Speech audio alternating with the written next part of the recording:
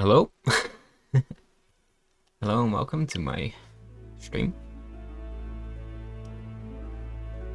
It's been over a week now, and a lot has happened. Let me first get out of the screen. There we go. That's more like it.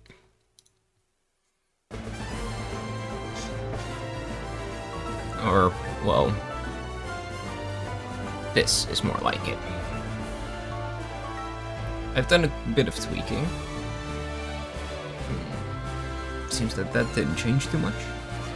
But my model has been updated now from version 4.8.1 to version 4.8.2. Basically, what I've done is I've added a new version of an expression, and that's this.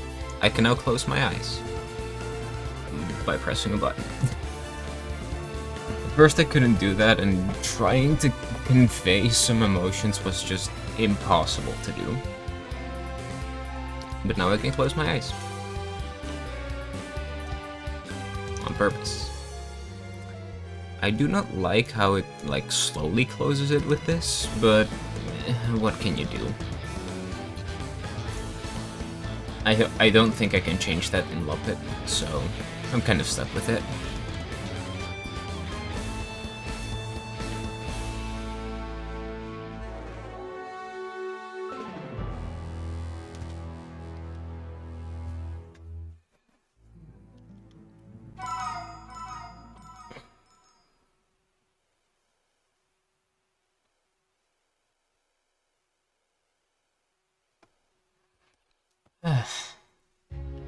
It's been a long while.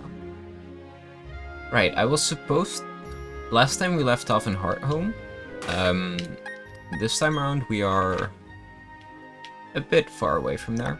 Because last time I played this game was in the weekend, and in the weekend I was seeing some friends, so I ran around collecting some berries, going all the way back this way, and I ended up here. In the meantime, some stuff has happened. For one, Venus evolved when I caught some Pokémon, and I did say I had some of the honey trees slathered with honey last episode, and that allowed me to catch Hibiki, who will from now forth be a member of the party, because, well, I found some things out about the Pokemon that I wanted to put in my party at first, and it convinced me that if I could get a Heracross, I would like to have a Heracross on my team instead. And I got a Heracross. She's called Hibiki, and she's gonna be pretty strong. Like, I didn't expect to get a Heracross, so I didn't count on it at first, but if we have one, we can use one. So, the upper 4 members will be permanent members of the team. Zephyr, Ren, King, and Hibiki will be on this team now and throughout the rest of the game.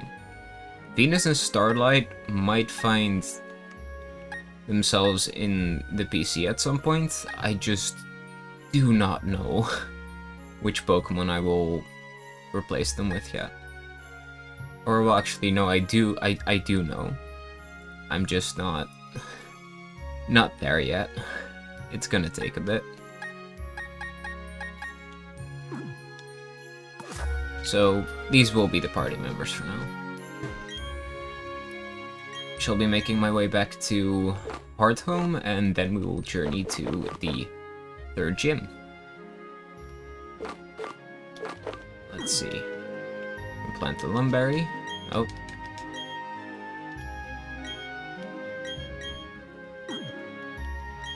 Because Lumberries are very helpful, so it would be nice to at least have some of those at the ready for the next time we visit this place.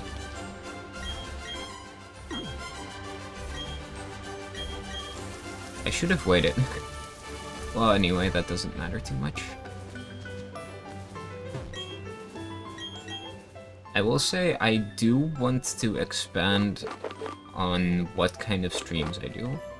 Like, right now I've only been streaming Pokémon up until this point.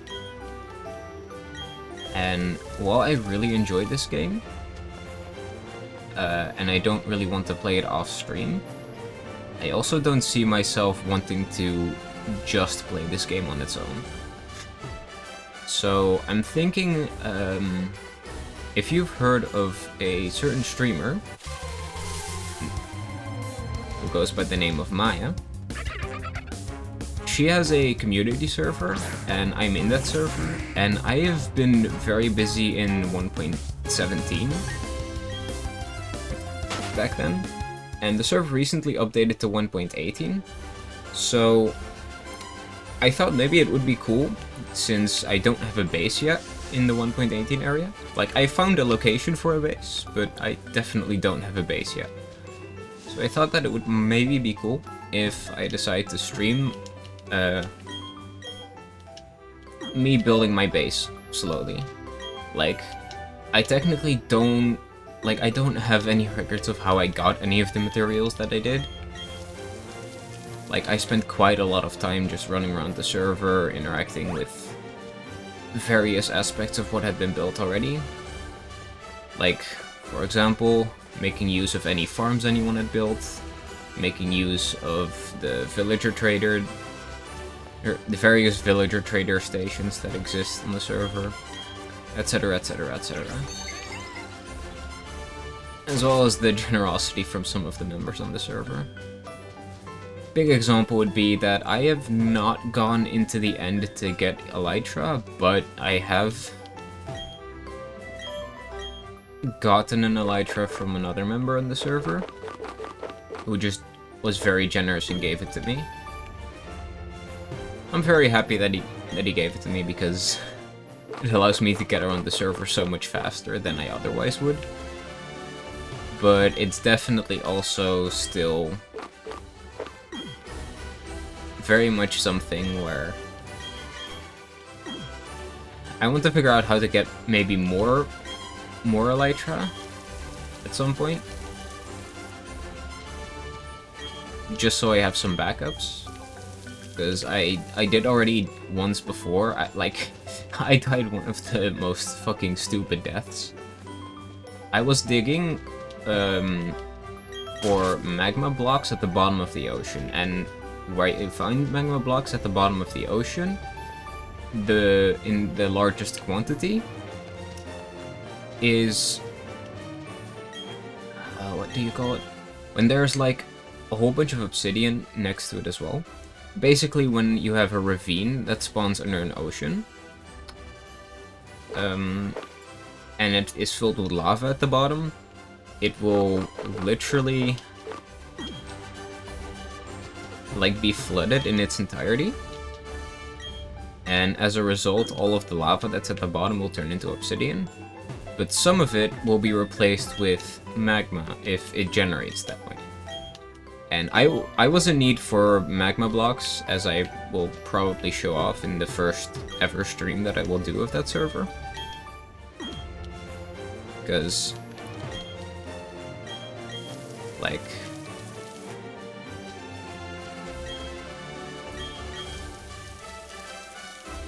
I've done a lot in that server already, and I really just would like to show it off. Let's see, I need to get my bike. But basically, I lost my train of thought.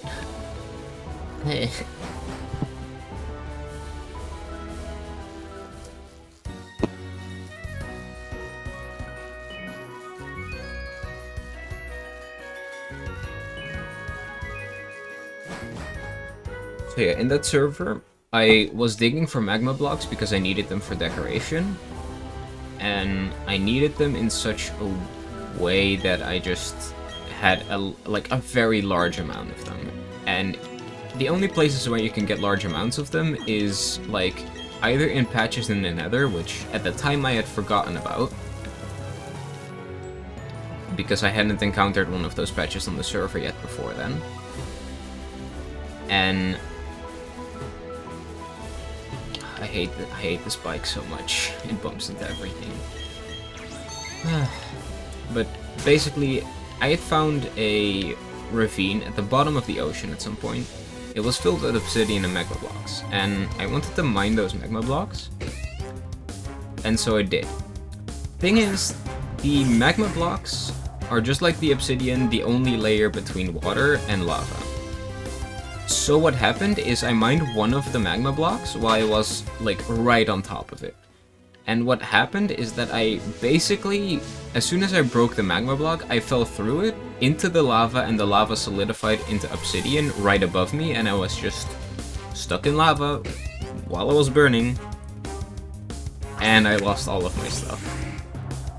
Glad though that this server is so well equipped already that the only thing that I really permanently lost was an elytra. Gladly I got... What the fuck? I just came out of a battle, what the hell? Okay, like, I had just lost an elytra, but one of the other members of the server who had given me the elytra the first time was,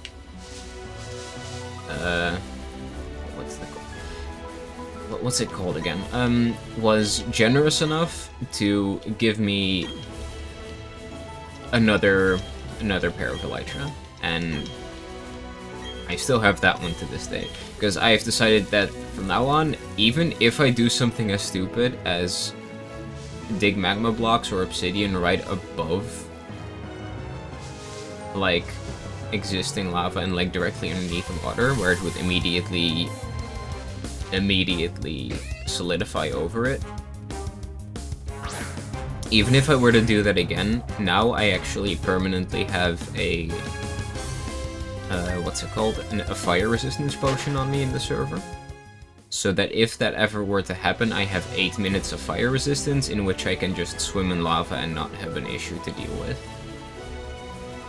Which I should have had in the first place, because I already had the fire resistance potions, like, in my home base. I just didn't bring them with me because I wanted the inventory space, which clearly was a mistake.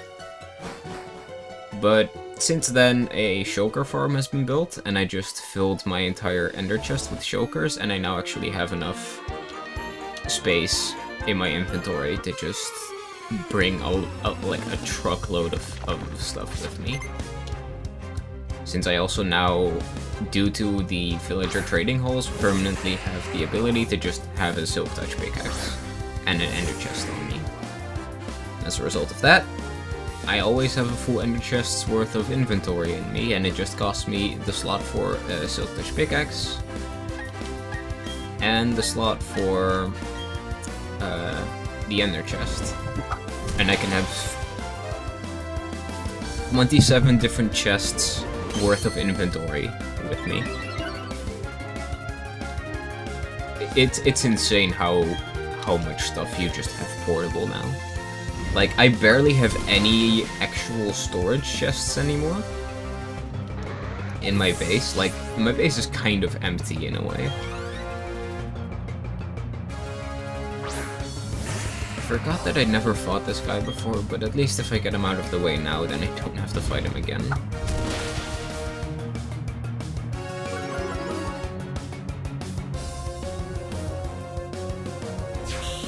But yeah, so I have a bunch of stuff in ender chests, and what they did on the server was very clever with how you have a 1.17 world and a 1.18 world, and I definitely want to get myself to explore the 1.17, or no, the 1.18 part of the world, because I have explored it a little bit, specifically the underground a lot. Oh, nice, some level ups. But I still want to explore more of both the overworld, as well as that I want to build up my base. Because I found some really cool terrain, and it also looks like one of the members of the server will be a close neighbor of mine, because, like, I picked a mountain in a desert, and right next to it, there's a mountain in a jungle. It's such a cool location. I'm definitely looking forward to showing it on stream. Okay, Maybe plant some of these last berries, and then we will continue our journey in Heart Home and see what else needs to happen.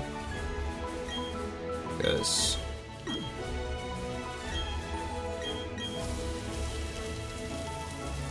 okay. And you... let's water you.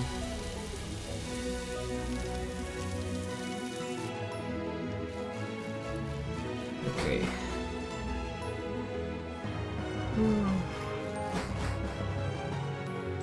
I am a bit tired. I went to bed way too late yesterday.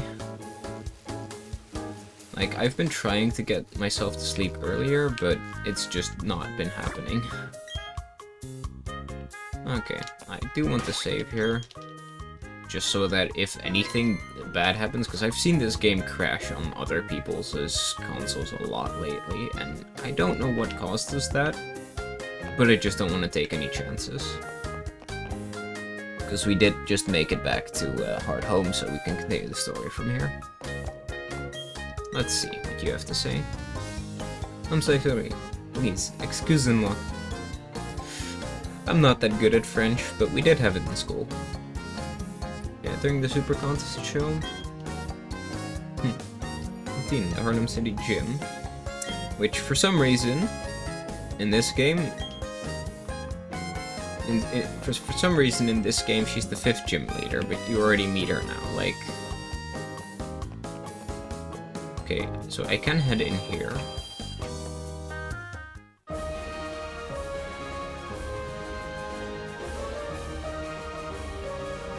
But I cannot continue.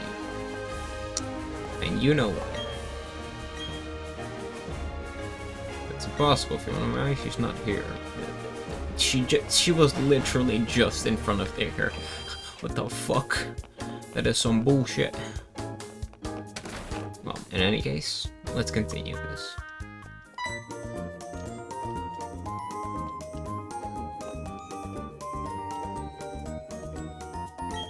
There's our mother. Haven't seen her since the start of the game, a couple of weeks ago. Ooh, a new sticker. Nice.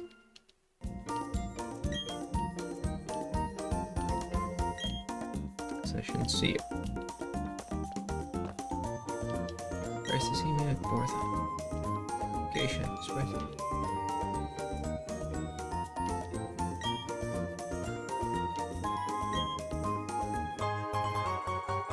And we obtained a dress. That's cool and all, but like, how do we redress? We aren't in Philstone yet.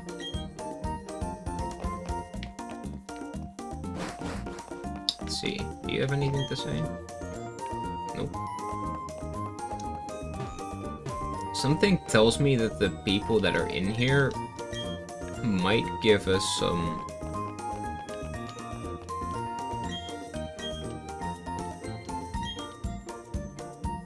Oh.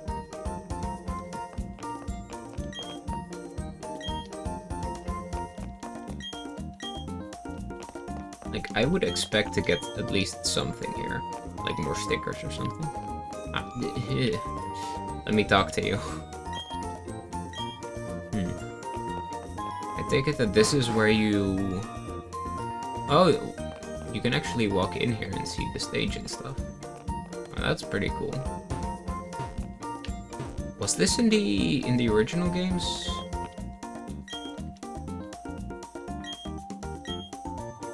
Because I don't remember this from...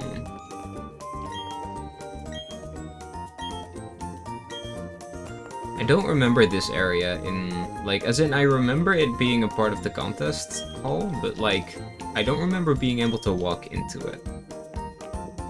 I might have just completely ignored this building and never went in there. At least not in this room specifically. Interesting. That was cool to see at least. Do I want to join the show? Sure.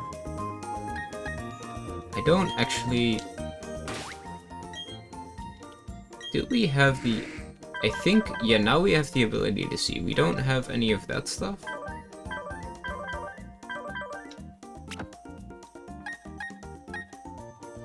Okay, acrobatics.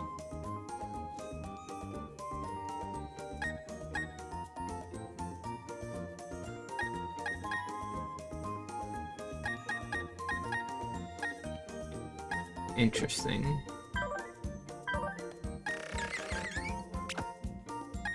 Wait, they don't have that thing where, like, specific moves increase stuff by a specific kind when it comes to, like, coolness, toughness, beauty, cleverness, or cute. Because, like, I know that that's something that you would have gotten in here. Like, instead of it saying bug type, it would say, like, this is a tough move, or this is a beautiful move, or whatever. That is interesting.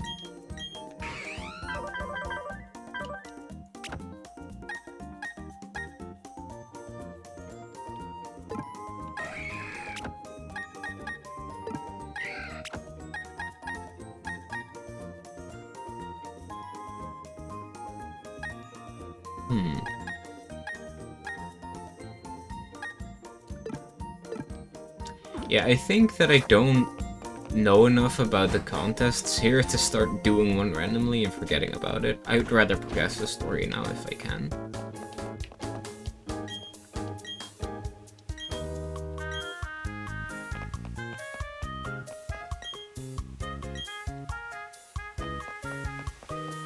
Get the Pokémon house. I'm gonna head around here a bit, and then move on to Soleil. Oh wait, was it Solaceon? We'll cook the next time as well. Or, not the next time, but like, another time.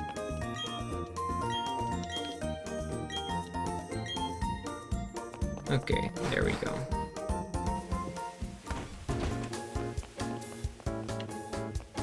Alright, there is a, like, church building here. Ooh.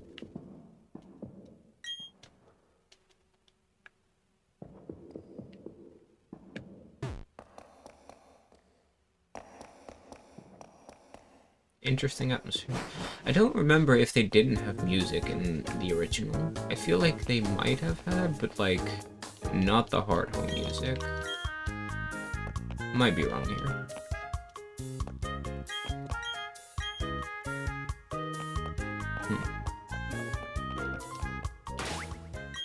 Let's see, anything that I might want to change here?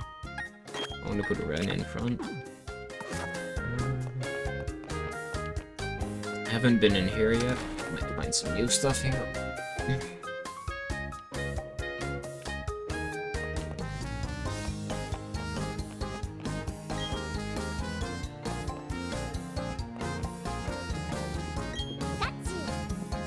Oh, a Pikachu actually did the sound effect.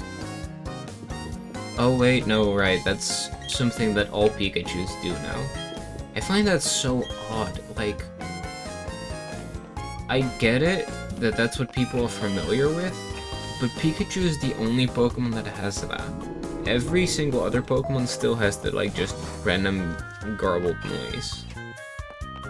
And, like, I personally prefer the garbled noise, or for everything to be like what Pikachu has. I do understand why they keep the garbled noise, because, like, the stuff that Pikachu can do is so much more expressive that if Pikachu was supposed to appear angry, and they made Pikachu sound exactly like the one that I just spoke to, like this one, that doesn't sound angry. So if they wanted to convey a Pikachu as angry, that would not work at all. Let's see, I think I have to go to Amity Square. That's up here. And then in here, like after I walk around here, I should be able to progress. Or before, I do not know.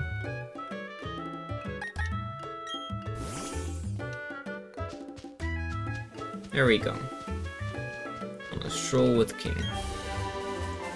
Ooh, Volt Switch. Is that just...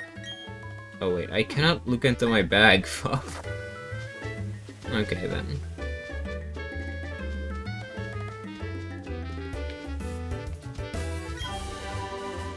And tracked. Yeah, I do remember there being a lot of TMs in this place. No, I would like to not cook in here. Interesting that you can cook in here now. This square looks way different from what I remember. Oh right, it got an update or like overhaul in Platinum, I think.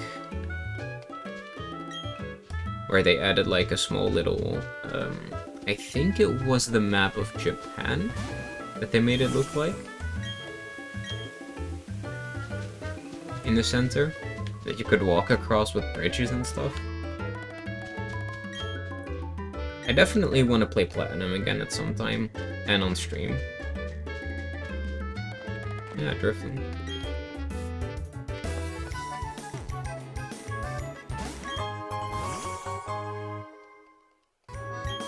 Spooky blades. Nice, nice, nice. Ooh, an amulet coin. Okay, that's really, really nice. That means we can get more money now. Okay, this doesn't do anything. But you are different. Or not. Does that teleporting thing only happen in Platinum? Huh.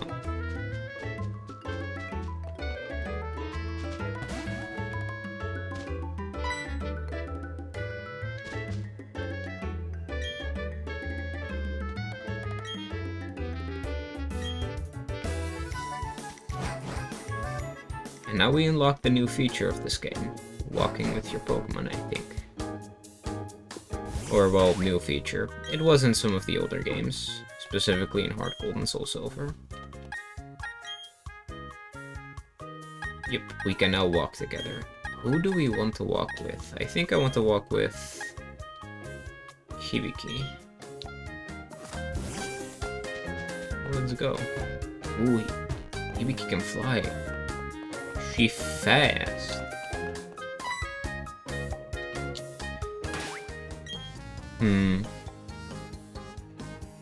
I'd love to walk with Hibiki some more, but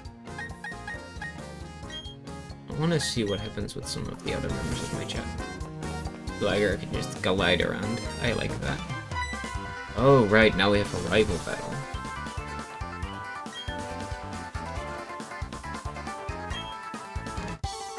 I forgot that rival battles were... that there was one here. I feel like I remember there being one, but I don't remember it being here. Might be because I think the Platinum one happens further towards the gates than here. Maybe mistaken there, but I'm pretty sure that that's the case. Let's see, let's start with the Confuse Ray, now that Ren is out anyway.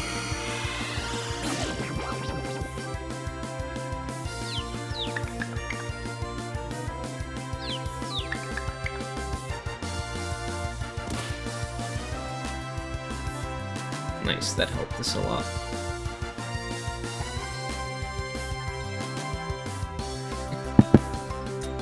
Tell me. Do tell me what you wish to show. Let's use some Poison Fang. I want to equip that amulet coin in a bit, but I don't know who to give it to yet. I am thinking of giving it to King, though.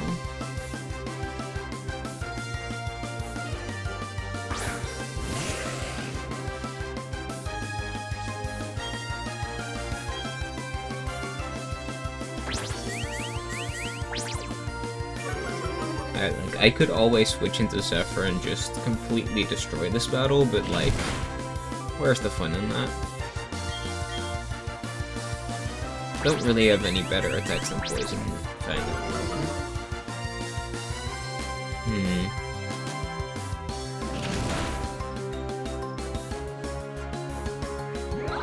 There we go. Now I do think I would want to switch for the next one. Not because I'm not good against it, but just because I feel like it.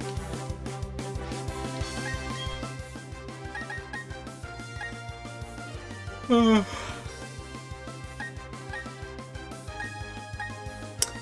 Grass Knot's not gonna do that much damage. Spark definitely is. Even if rivalry might fuck us a bit.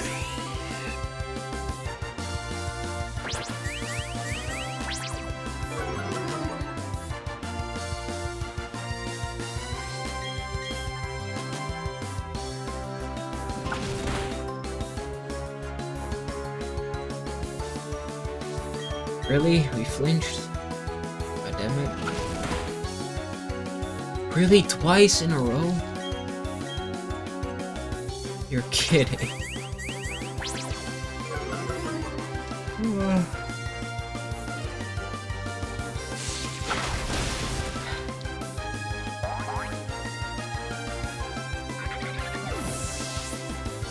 Okay, we got him anyway.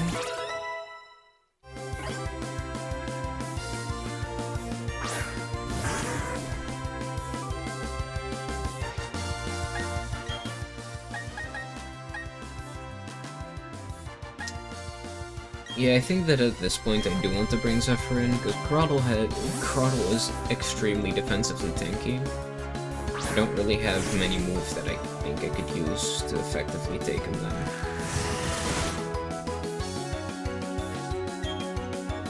So acrobatics it is. And gone.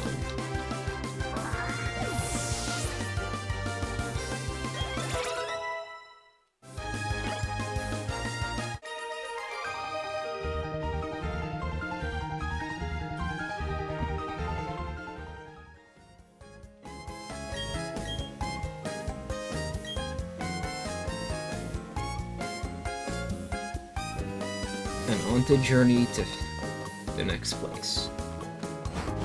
Finally have access to the next route. Now, I did say I do want to kind of speed up how fast I'm going through this place, because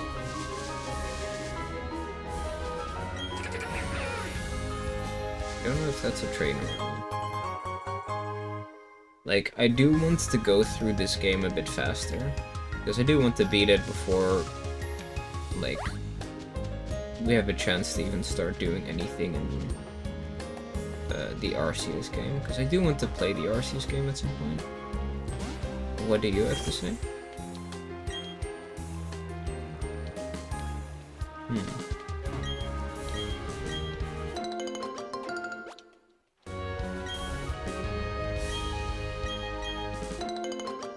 Ooh, Lepa berries. That's nice, that's nice.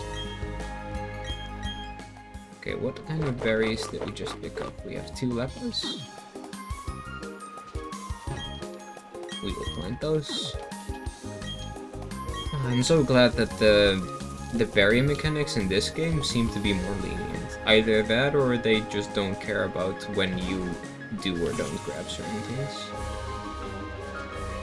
Okay, I think we have to take this double battle on.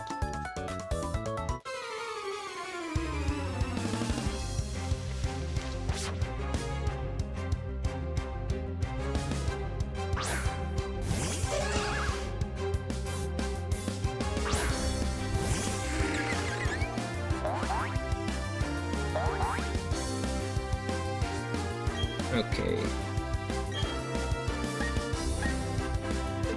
X-Scissor is effective in both. Poison Fang is super effective there. Then we just use Acrobatics.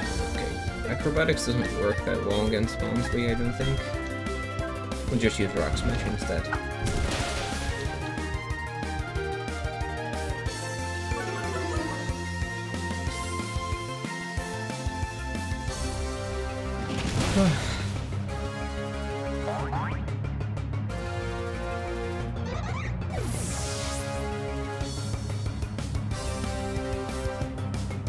Readjusting myself a bit. There we go.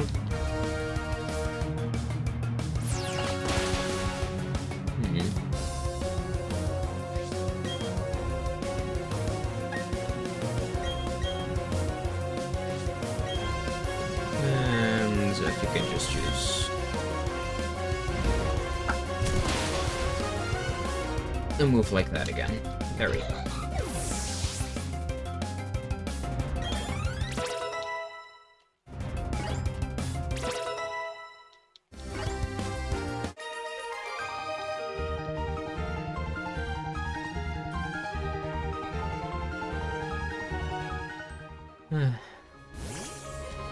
Okay.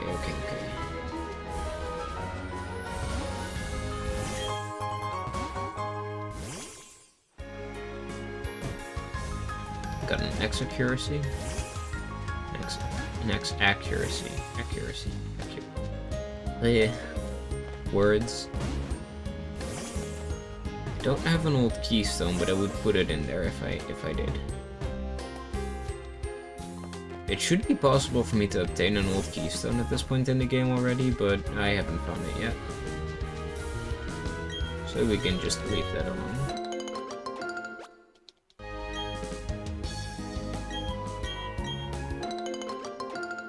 Take these and plant something new back. Let's see, what do we have the least from? I think it's the Asper berries.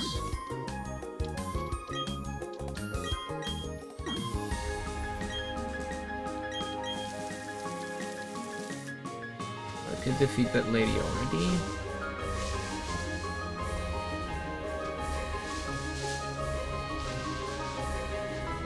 Can you please turn around? Oh, you don't even. Okay. Okay, how do I... Okay, there we go. And then we have to... Okay, not fuck. Not like that.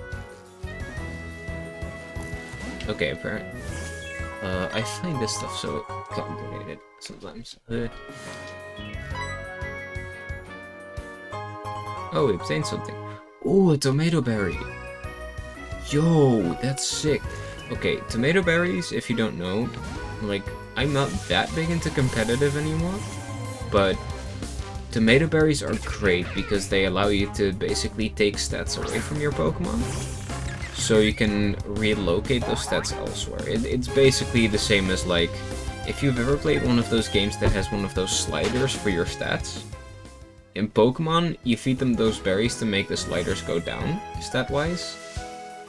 And you feed them, like, medicine and other stuff in order to make it go up.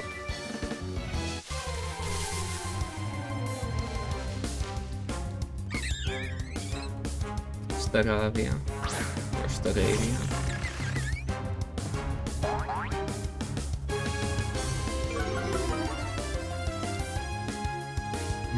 I wonder if the name comes from Star and Aviator.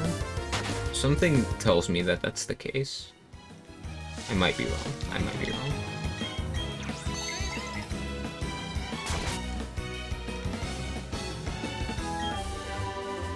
We got Steel. It's a nice move, but I personally don't like it that much. At least, I don't like using it that much. Like, I like giving it to Pokemon, but like in Gen 4, that like most Pokemon that can learn Steel Wing can learn better Steel or Fighting type moves instead. So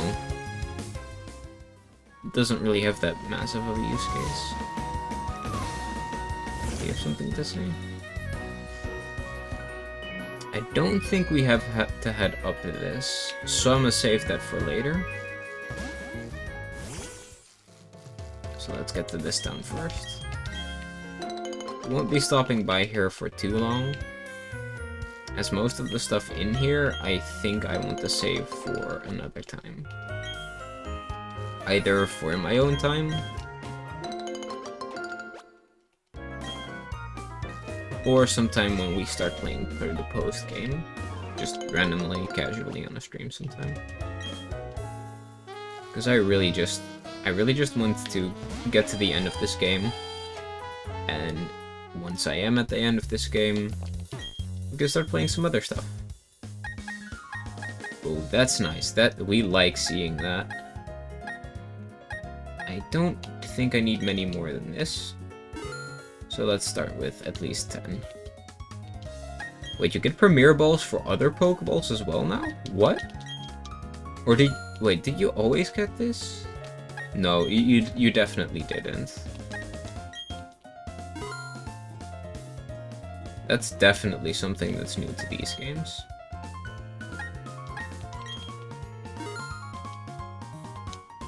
And if it isn't specific, like, it doesn't have to be specifically new to this specific game, but that's definitely new to some of the newer games. I didn't need to look at my Pokemon. Right, what was I going to do again? Right, we can sort this. There we go. Like the tomato berry, we definitely have to plant one of those. Ooh, or the Figi berries. Those are good. Those are really good. As well. Okay, let's see what we can give. We have a bunch of rare candies and PP ups, calciums and stuff. We don't have to worry about that stuff just yet. Amulet coin. I want to give this to someone, but who is already strong enough? I think Hibiki can keep using the plate, because that's the only way Hibiki is going to do any sort of meaningful damage anytime soon. Venus can keep the Quick Claw.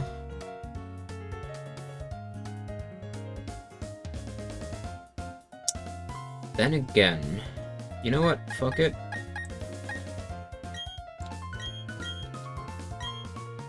I think I'm going to swap some stuff around. But for that I need to be in a different menu, because... Let's see, what is your speed? Your speed is now 39. Yeah, you are faster than King, so I will... Held item... Swap held items. King gets the Quick Claw. Okay. Ren?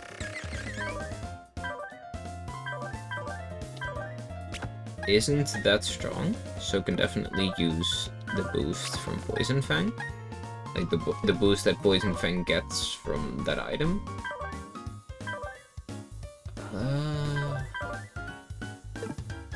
At the same time, the only times we need that... Okay, I think... No, we aren't going to do that. Let me... Held item. Swap held items. You know, that works.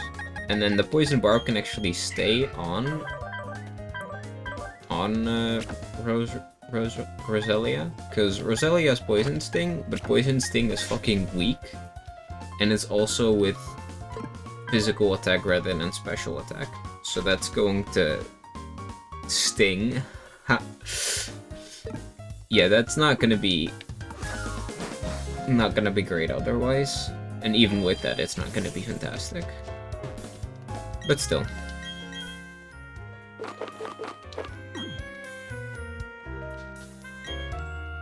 There we go, Figi Berry.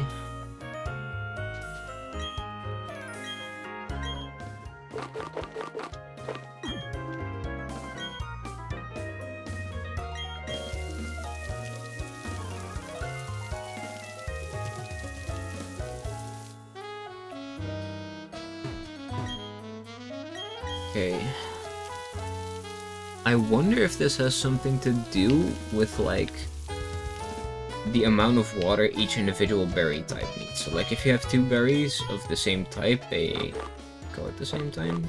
Or it's legitimately just a matter of whatever you can fit in there, or whatever. Like, I really don't understand what makes it so that you water one square and the others get watered as well. Because I have had some times where it's like I water this side and this entire side gets watered, but sometimes it just chooses to ignore it, and I don't know what causes it to go one way or the other. Anything that you have to say? I wouldn't call myself a pro Pokemon catcher. Can heal up for a bit.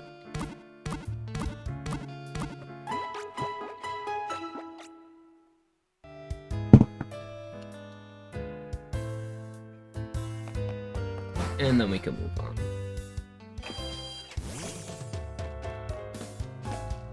The daycare here, some other houses.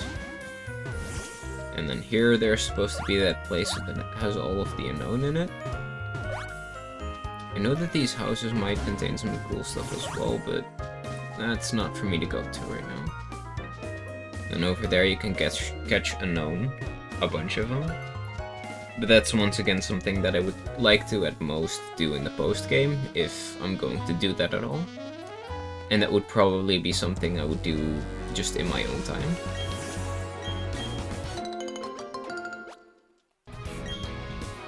There are so many berry patches in this short amount of, like, this short span of everything. Definitely going to do more, like, gonna be growing more berries off screen. Just, if I feel like it, I'm gonna boot up the system, grab whatever berries I've grown, and replace them with some other. Because the berry route is only getting longer. And that's not a bad thing. I welcome it.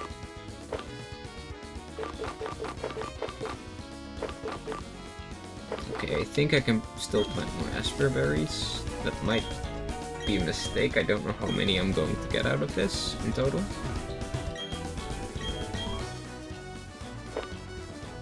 And I think that I do want to add one more other one. We can add more berry. Haven't grown any of those anytime recently. Ooh, nice. Thanks for the follow, Mr. Weedle20. Oh, wait, that's at 40.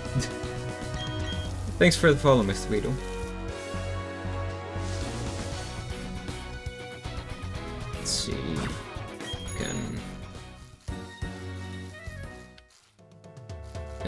Can you get out of the way? Please. Okay. This is something that they did in this game that's kind of nasty. Like, they bait you with taking the bike to go across this and then immediately enter a double level. Cleverly avoided that.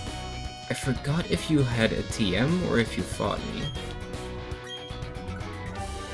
You did have a TM, I remembered that correctly. Nice. Okay.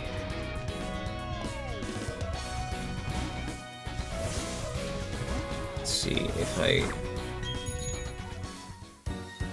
Yep, you can't go through those. Oh. Fell for it anyway. Fell for it anyway.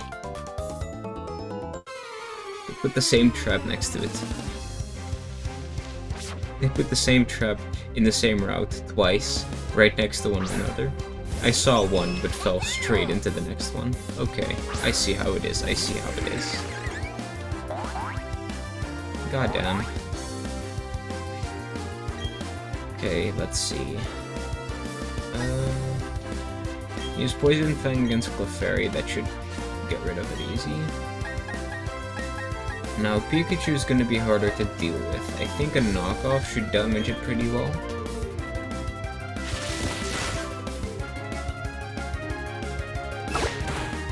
Ooh, yeah, that dealt quite some damage. I'm trying to think. Half of 165. Would be more, maybe? Like, okay, I'm guessing that Acrobatics could have still landed and hit for more damage, but I stand by the decision I made here. Rock Smash wouldn't do that much. I'm just going to use Knockoff again. To get through this battle.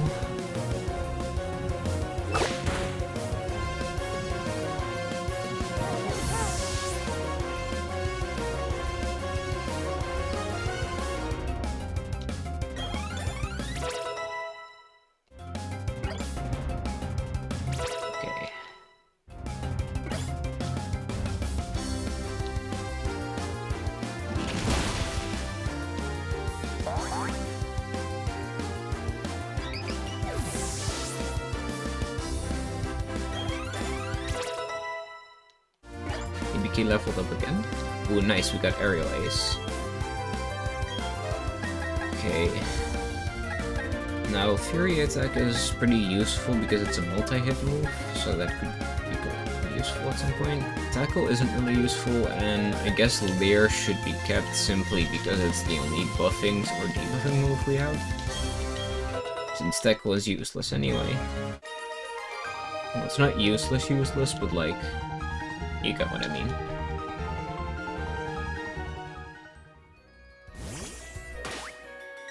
Aerial Ace is much better than Tackle. And while I would probably not end up using Leer much, it still is better in my book. Like, Leer will probably be replaced by whatever move we get next, but I'd still rather have Leer as a leftover than anything else. Flick Tackle. Okay, that was a close one. But if I do this, I can just walk around you. Grab this ball. Now to see how to avoid you, I think I'm just gonna go like that. Now this place. Okay, so for this, I'm going to need to get something at some point later in the story. I think this is only gonna become relevant after I beat the 6th gym, but I could be wrong. In any case, we haven't beaten the 3rd gym yet, so that's still a ways off. But I do want to check this place out, because I think we can buy some nice stuff here. I just spent all my money.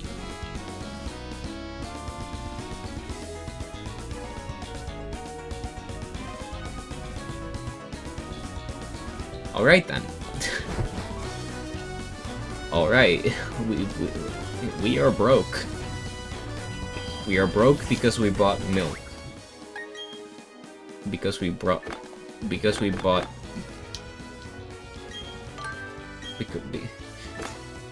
We are broke because we bought milk and balls.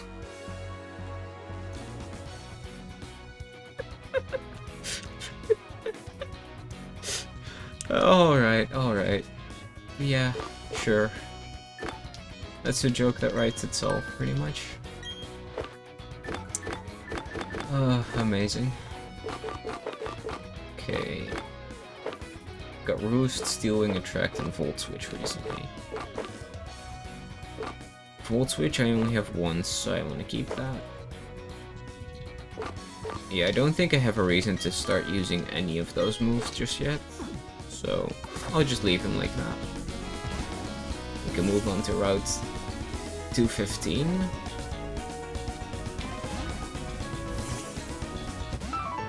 You cannot be avoided.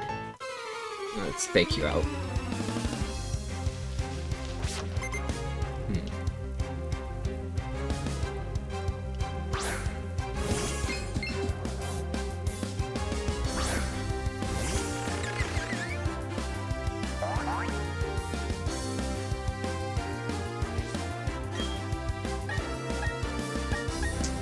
Let's use some bites.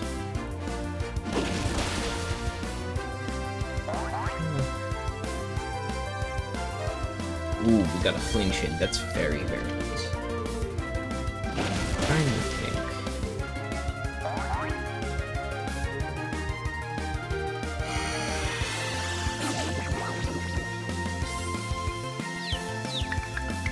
So, like, yeah, one of these days I'm going to stream Minecraft on that server. And I was trying to think what else I could play. I have a ton of games in my Steam library, and I kind of want to test out a bunch of them. I just don't know how and what I would do.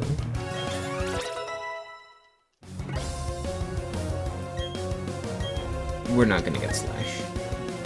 Slash is not what we're going for with that Pokemon. Wait, Shieldon. That's a Pearl exclusive. Yeah, I need a different Pokemon for this. I think I'm gonna use King. I haven't used King in forever. And in Rain, this is gonna be great.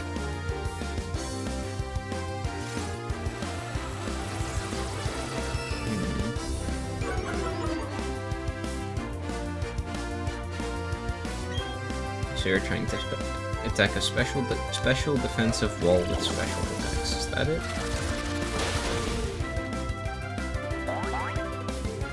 Sturdy, right. That makes a lot of sense. Still is a bit weird to see Sturdy on a Pokemon that's supposed to have some of the highest base defense and special defensive stats out of all Pokemon. Like... And you still need Sturdy. Just goes to show how bad some of the typing is.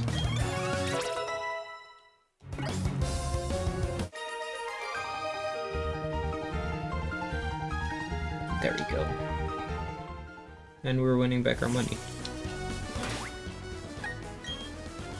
That amulet coin really, really helps.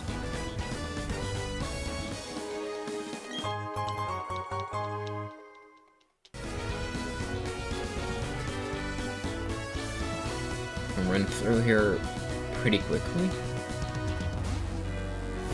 Now, I will say I don't quite remember what we're supposed to do. But I think I want to head this way. I don't think I can avoid fighting you. Yeah, no, I can't. But I do want to get that Pokeball, that item.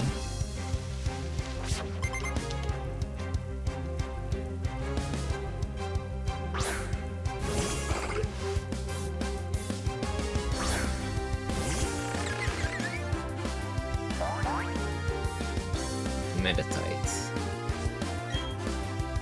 And everything is effective, because Meditite resists a lot of weaknesses of the Psychic type. Just not flying. No, wait. Flying is just is the weakness to the fighting type that it has.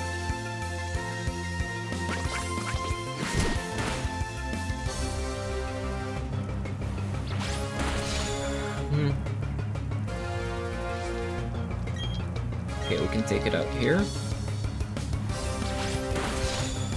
And I think now I would like to switch. I don't know with which Pokemon though. It's gonna depend on which Pokemon gets pulled out. Another Meditite. Yeah, no, this is... that's getting annoying. I have to deal with that a bit faster. Hibiki is still not strong enough, and I don't really want to use anything that's just not super effective. I also don't really feel like using Zephyr for everything, so I'm just gonna use King here. And sure, we have boosted because of water, but I feel like I still can just use Pluck.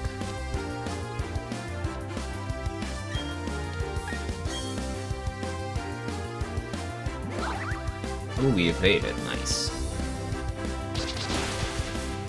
There we go. That does it.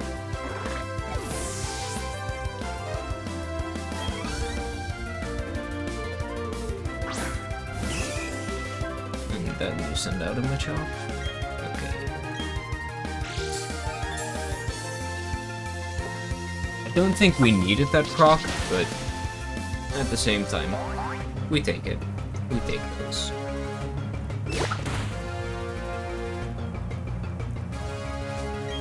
Wait. Did I just...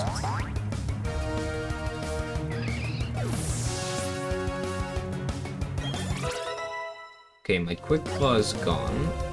I hope it comes back after the battle. I hope. Because you can only... I don't think you can... Can you get more of those? Oh yeah, okay, you just get it back. Good, good. And a Fist Plate. We already have a couple of these, I think, but that's fine. So we walk through there. Have some more berries here. That sure is a nice surprise. Well, it shouldn't be a surprise. I've been here multiple times before. But, like... nice to see some more spaces to drop some berries into. Are there any other that I would like to put in? Stormberry was...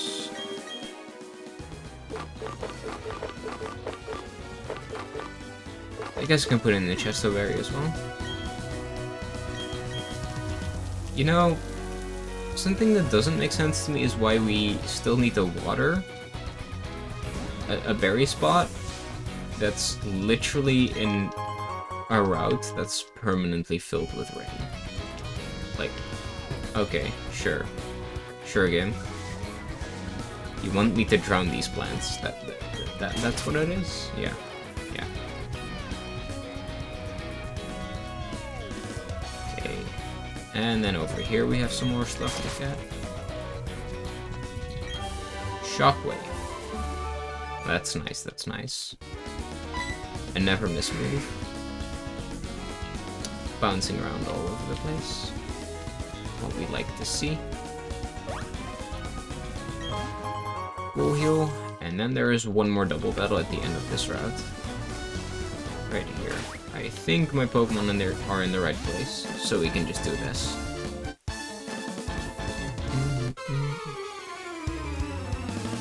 See what they have to offer.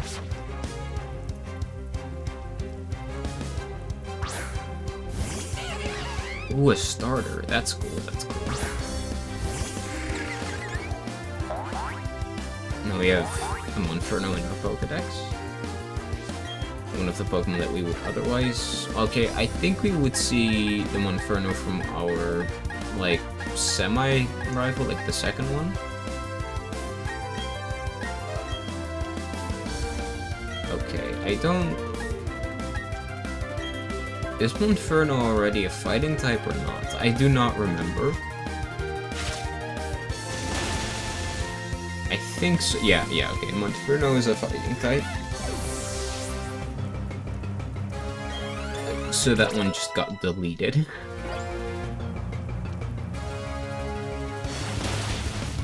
Ooh. A strong hit. But we hit back just as strong, if not stronger. Oh, that's kind of painful. But Hyper Cutter blocks that, so that's good. I think we want to X-Scissor again. And just repeat Acrobatics, because Gyarados is otherwise too threatening. Even without Intimidate being effective, we still couldn't do it in one go. I forgot just how tanky Gyarados can be. Let's still get rid of Glameow though. We definitely want to switch Ren out. This Ren is not capable of keeping up. Where is she?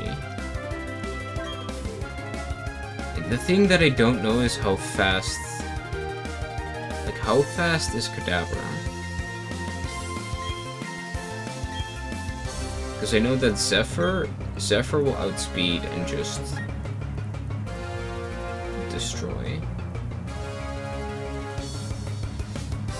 Regardless of what happens here, one of them will be knocked out.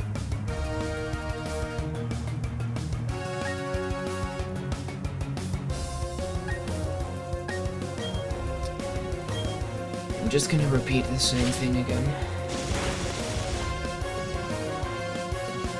It all rests now on whether or not Kadabra moves first or Ren moves first.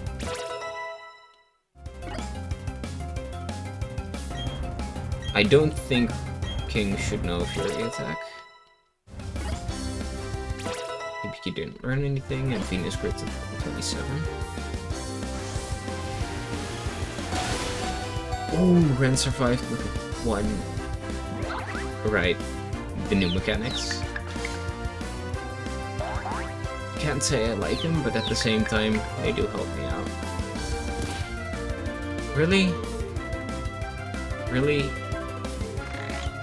Really? God damn. Okay. I'm shifting into Hibiki, because Hibiki can use the EXP of being, like, actively in battle. Because I do think that being actively in battle does give you more EXP than not being in battle.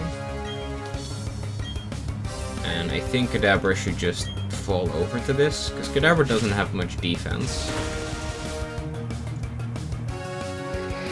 Yep. Eviscerate. And Hibiki leveled up. That's what we like to see. Hibiki is slowly catching up to the rest of the team. Like she should. If you're wondering where the name Hibiki comes from, by the way,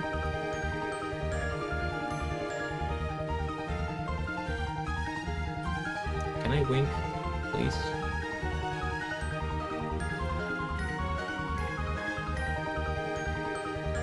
Well, in any case, the name Hibiki comes from the protagonist from a certain anime by the name of Symphogear. Wiki berries, inspired by kiwis. Mago berries. I think these are inspired by mangoes, but I'm not quite sure.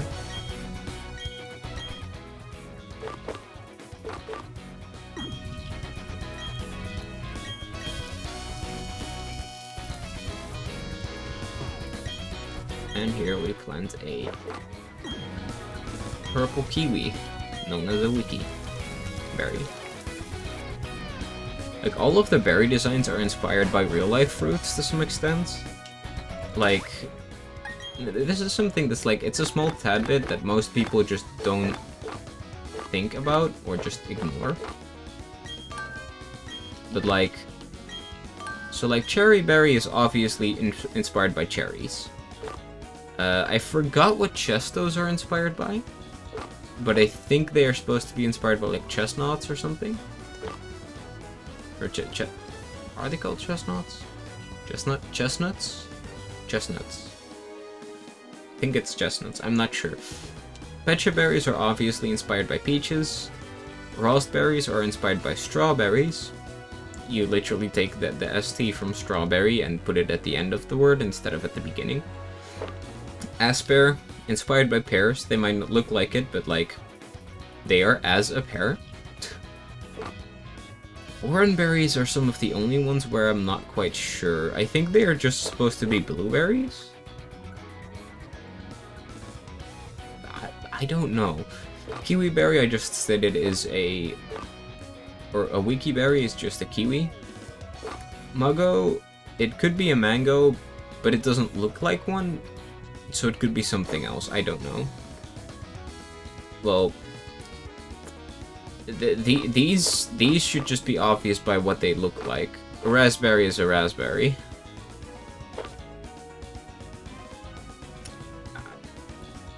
I don't know what this one is supposed to be called in like real life fruits, but yeah, they do resemble it. Because it's like, so like raspberries, I'm not quite sure if raspberries were supposed to be the red ones or the like black purplish ones. But in any case, you had like these like small tiny micro berries that are just all attached to one another, and you call them like raspberries, and then you have another one that has the other color that's slightly different and has like a different structure on the inside, but like they exist in real life as well. Nanap berry. If you haven't noticed this, literally flip the word in a mirror and it's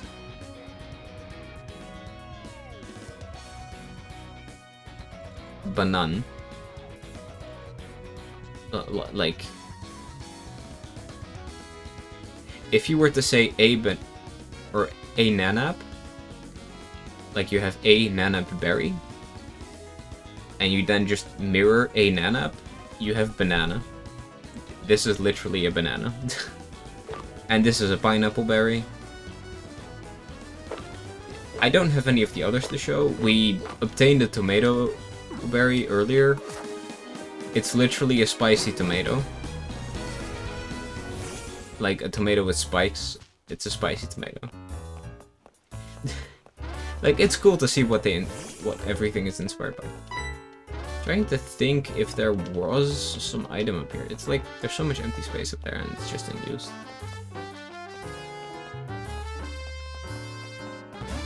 They tease us so hard. We don't have rock climb yet. Oh, that was a cool shot. What the hell does that say? That's unknown writing. I don't have the zoom feature enabled. I probably should. In any case, we've made it to Philstone.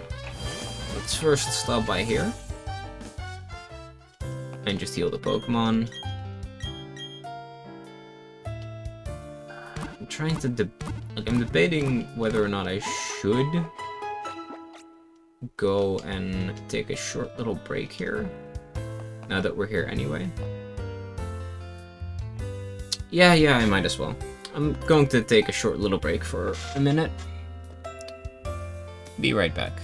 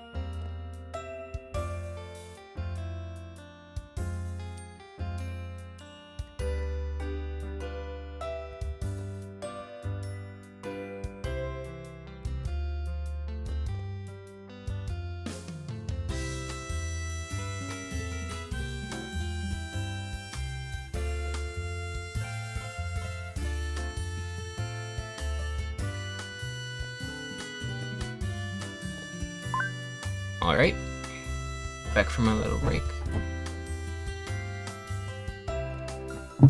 Hope you have some snacks. Or something else. I don't know. Water. Anyway, we can continue.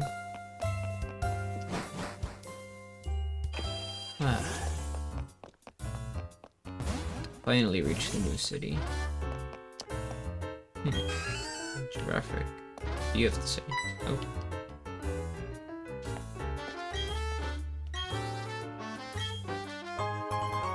A metronome. Ooh. Okay, so like if you don't know this, a metronome has insanely good synergy with moves like Rock Smash and Fury Cutter. Because these moves, like this move increases in power based on like, if you hit someone with Rock Smash, their defense goes down. This, every single time you attack, your power gets doubled. I think. And if it doesn't get doubled, it just gets more. Like, I don't remember what the increments were. Like, I think it's either doubled or plus 20. If it's plus 20, it's like you hit it for 40 base power, 60, 80, 100, 120 or something. Thing is, what a metronome does is that every single time you hit the same move, you use the same move, back to back to back, and hit the opponent with it, the metronome will increase the power by like 10% each hit as well.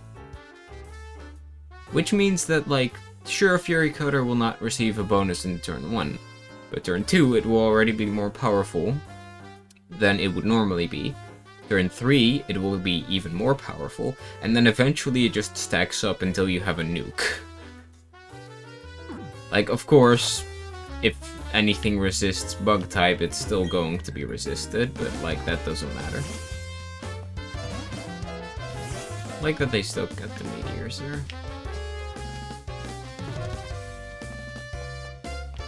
Nice touch, nice touch.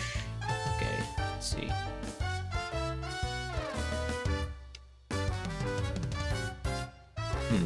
Interesting. I know that this is where they had the game corner before, which is also the music that I played at the beginning. The Diamond and Pearl game corner? Gay corner, yes. You could say that this is the gay corner of the internet. Whatever. And I think that this was supposed to be like one of the buildings where you could redeem prizes, maybe. Might be different.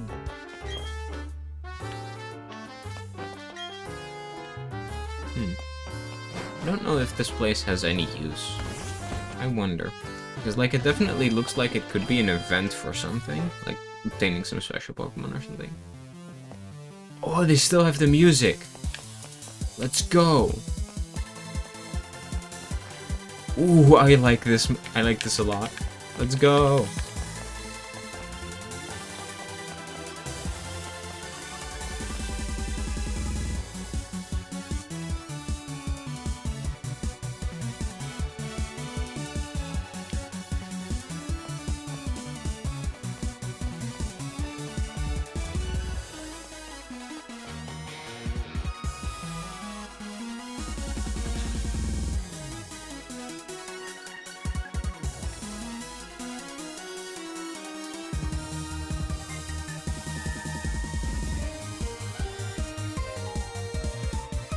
I like that a lot. I don't think I have enough money because I didn't fight many trainers in order to get here. Yeah, there's... okay, the Pikachu Hoodie is the only thing that I can buy, which, if I rotate this... that's not really my style. That's kind of cute. Not really my thing either, but... ooh. I like that one. I really do, but... okay, wait. These two are basically the same, but this one is Gengar themed and this one is Eevee themed. I don't know about you, but the fact that, like, this Eevee one, like, this Gengar one is so obviously purple and in your face about it. Like, this one, to me, just doesn't match the rest of the outfit. Whereas this one is just black, white, and stars. Like, this is a good matching outfit. Although I will say I don't like the top and the the skirt color that much with the rest of the outfit. Okay, the top is fine because of the hair. But the skirt is a bit of a weird color with it. This is pretty cool looking. Pretty snazzy. Do feel like that fits me. Orange for the fires.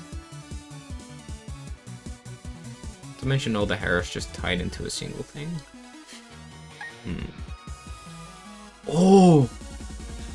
Oh yeah, okay, that one is really cute. I really like this one. Okay, spring style. Also pretty cute.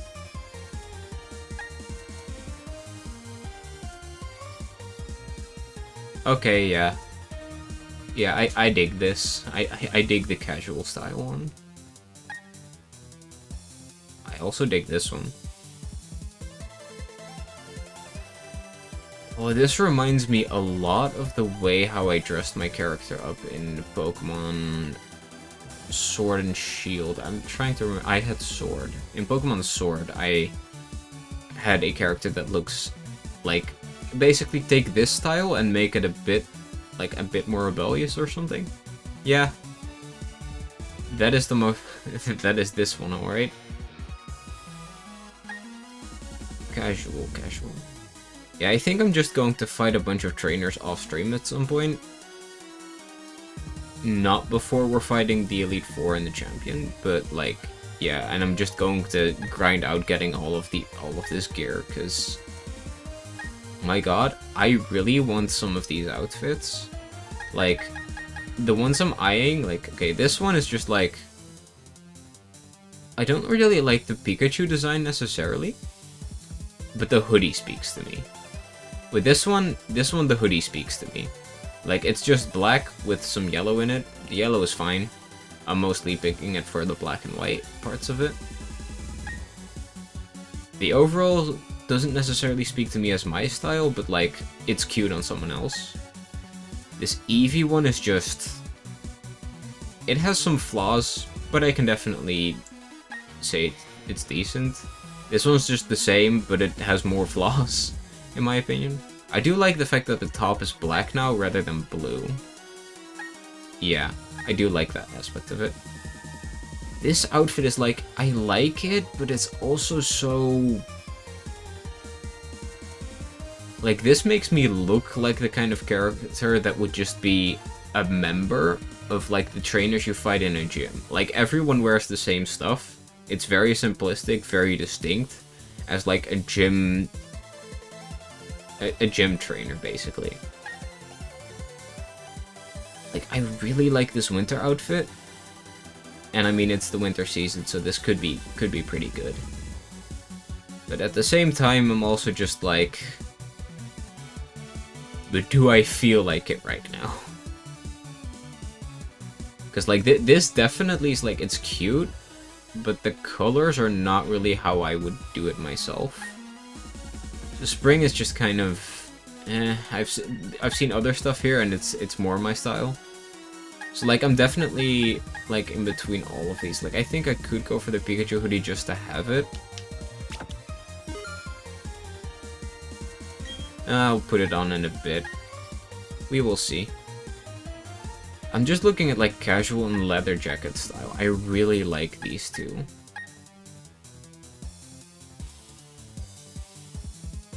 Oh shit, you can see it in the chibi form. That's cool. Okay. So, like...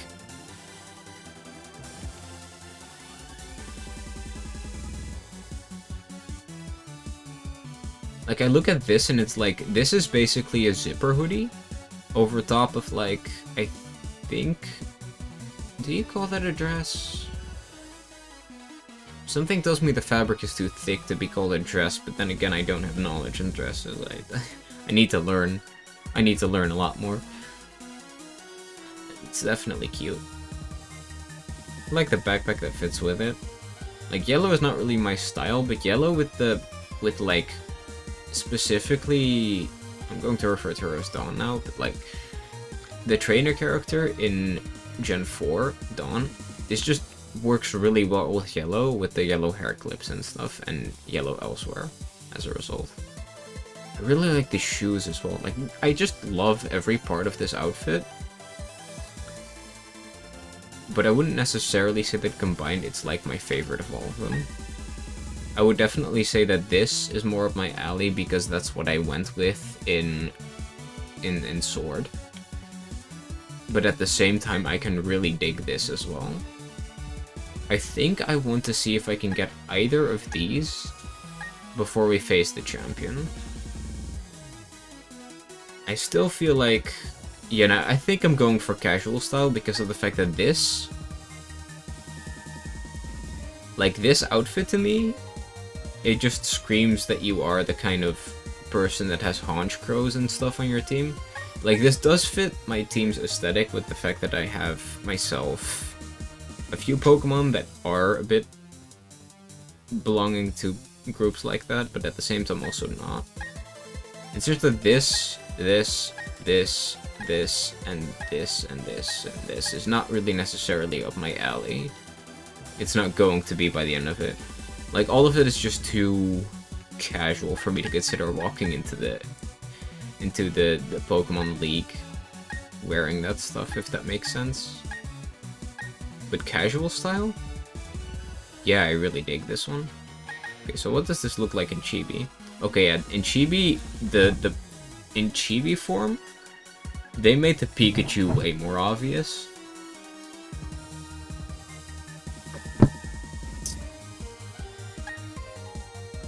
The overalls are a bit less obvious in this one. Bit cool. Ooh, okay, yeah, now I can definitely see it. This makes the ponytail, or what do you call those? Pigtails? Pigtails, I guess. It makes those look really cute in the chibi form. You can ignore that. Oh, that hair clip is so fucking massive. That's cool, though. Oh, I really like this one in chibi form. I really like that. Like, the giant head and the little earmuffs. Yeah. Okay, this looks a lot cuter in the chibi form as well. And there's... Yeah, alright. So, like, the casual mode looks a lot like, casual style, in my opinion, looks a lot like one of the best in, like, this style. In casual style looks the best, in my opinion. Like, for the aesthetic I'm trying to go for and stuff, this looks the best. But then I go like this and it's like, do I really? Like, I think I just want to have casual style, but minus the hat. I want to remove the hat. I want to take the hat off, if that makes sense. Oh, okay, I actually really like the way that this looks in Chibi. I really do.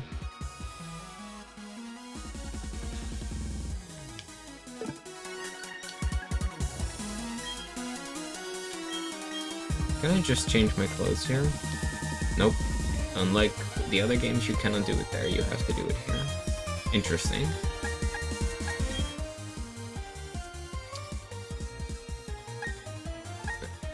Okay, so we have this baby form.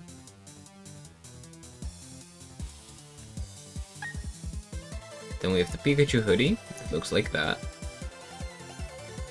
Like, okay, so like this, it actually looks like a hoodie. Like this, it looks like a set of pajamas. I kinda don't like it. I just bought it, but I kinda don't like it. Like, I like it like this because the hoodie is clearly a hoodie. But like this is just too tiny to be noticeable, I feel.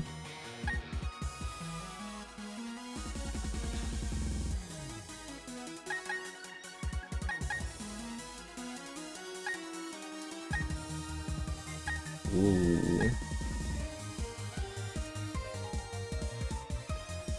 Yeah, I like platinum style. Let's go platinum style. I was already planning on that, but like...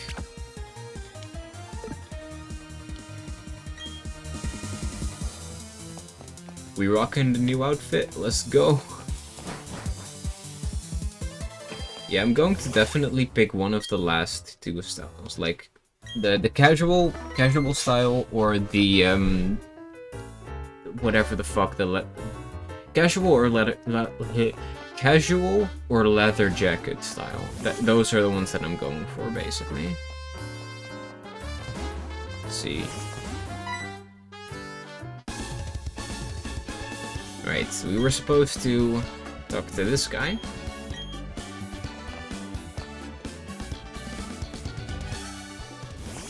And he wants to take us behind the department store because that's where Team Galactic went, because Team Galactic took his Pokédex.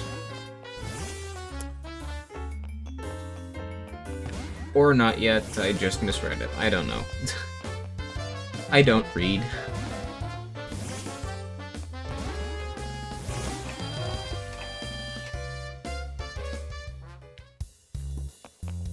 Let's see. Is there anything we can buy on the first floor? Bunch of healing items. We don't need that yet. Because this is one of those things where you just grab healing items wherever. Now, okay, in this game I don't, like, okay, we already have repels. We can only buy 5 of these. Fuck it. We have literally no money. I do remember that I do still have stuff to sell, so at some point I could sell some stuff if I find something I really need.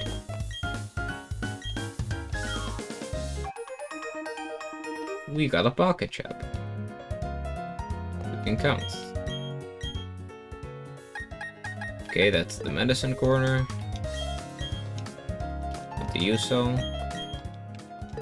The other medicine.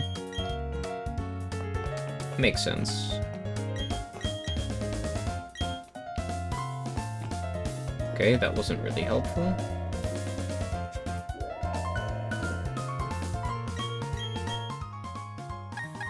Ah, nice. Where we have TMs. Why are these TMs not sorted by number? Hello? Okay, flash, double team, sword stance. Sword stance. Oh shit, you can get sword stance here for one... Okay, okay. That's pretty good. Protect, rest, false swipe. False swipes are pretty useful. U-turn. Ooh, okay, that's very interesting. Bulldoze and low sweep. Okay, wait. So this is not the power side. This is the side that has moves that are there to be useful rather than powerful. This side is the one that has the powerful shit. So you have Fire Blast, Thunder, and Blizzard. Where it's basically, you have low accuracy, and there's no way to make it better, but it's a powerful fire type. This is its low accuracy, but if you are going to get yourself, like, in rain, you can hit 100% of the time, and it's really good. That's one of the reasons why rain is one of the best weather types. Because in rain, you are guaranteed to hit thunder, you are guaranteed to hit hurricane, which means that you are guaranteed to hit some of the most powerful, like, hit with some of the most powerful moves from the electric and flying type spectrum of special moves. And then you can still hit people with water type moves that are now boosted for twice the damage. Like, rain is insane. It's really good. Blizzard is only really good if you are in hail, which means that it's currently really good if you have, like, a Pokemon that sets up hail as soon as it enters the screen. Such as Abomasnow, which you can get in this game. Foreshadowing. Okay. Focus Blast is really good, but it misses just as much as Thunder and Blizzard do. But unlike those two, Fire Blast is one of those, Like, Fire Blast is less powerful than Focus Blast, but it misses less often compared to the other ones here. Then we have Flamethrower. Flamethrower is really powerful. Thunderbolt's powerful and Ice Beam is powerful. It's like, one of the things that I don't get is like, they nerfed the shit out of Fire Blast, Thunder, and Blizzard. But they didn't nerf anything about any of these moves. Okay, Solar Beam is still the same, but like, Ice Beam, Thunderbolt, and Flamethrower were not nerfed at all. They still deemed, like, if they were nerfed at all, it's literally, it went from like 95 to 90 base power. Really, if I compare that to these moves, how much they've been nerfed, these should be nerfed more. Like, Flamethrower, Thunderbolt, and Ice Beam should be 80 base power, in my opinion. And a lot of other moves should be less as well. Like, if you want to talk about balancing the game, like, because this is just going to, like, the most powerful moves are now not even worth considering, because these moves are still going to hit hard enough for most people, and in most situations. Psychic is still one of the strongest Psychic type moves. Dazzle and Gleam is pretty cool to see here. Gyro Ball, that's interesting, but not really that useful. And then we have Giga Impact and Hyper Beam, which those moves have not been nerfed, which I think makes sense because they are normal type moves and only normal type Pokemon can make use of them with like actually getting a lot of strength out of it, whereas other Pokemon are not really capable of doing such a thing. Sadly, I don't have money, so I can't buy anything here, but... Do you have anything else to say? Nope. So I was right in just thinking that I could ignore them.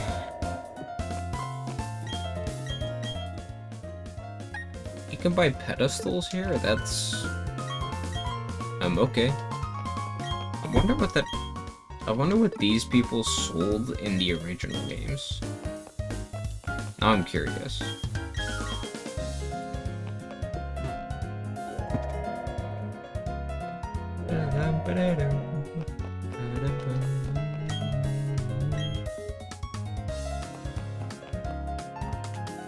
Ah yes, the top floor. There's nothing here. Or is there?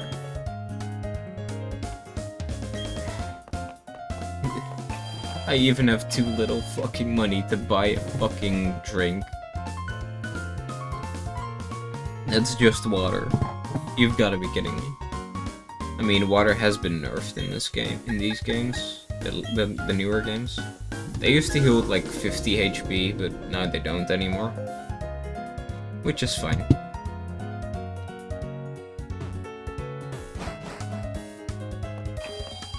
But I thought we were supposed to go here. I guess not.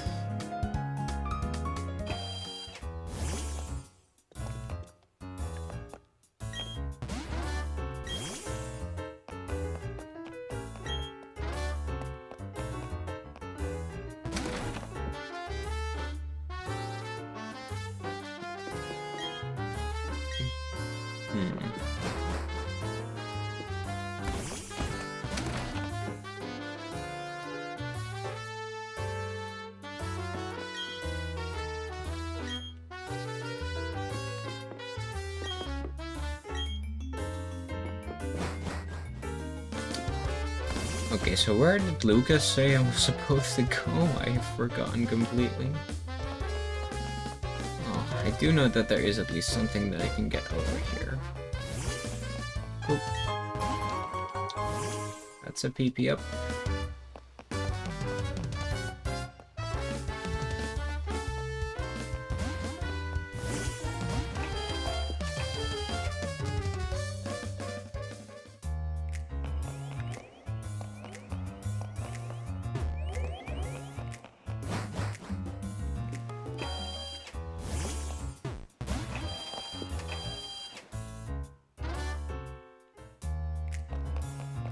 Such nice jazzy music. But I don't see anyone here.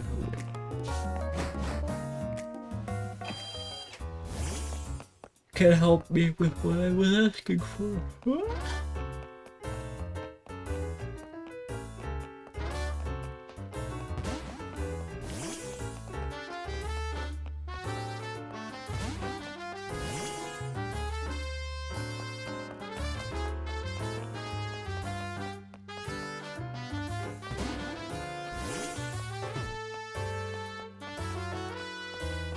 Where the fuck did the guy go? Or am I supposed to just talk to these people and he will show up?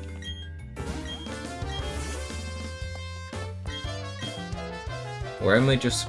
Wait, am I supposed to beat the gym first and then we have the encounter with Team Galactic, or...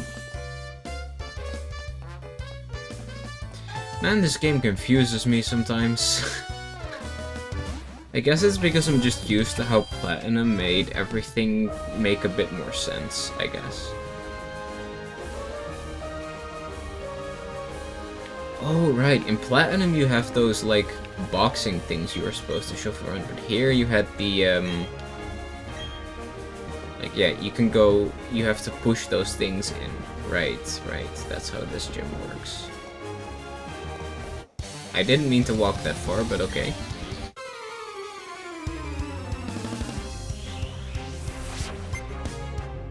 Right, I do remember this gym design.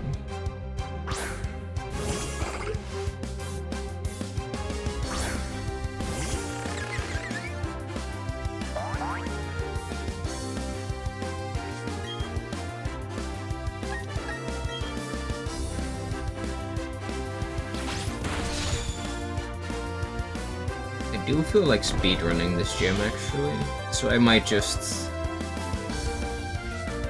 Like, I feel like speedrunning, but I also feel like having an item on the person, on the Pokemon that's in my first slot in the party. And acrobatics doesn't really help with that. Quite a lot of damage for a move that's like that. But let's just use acrobatics and get rid of it. There we go.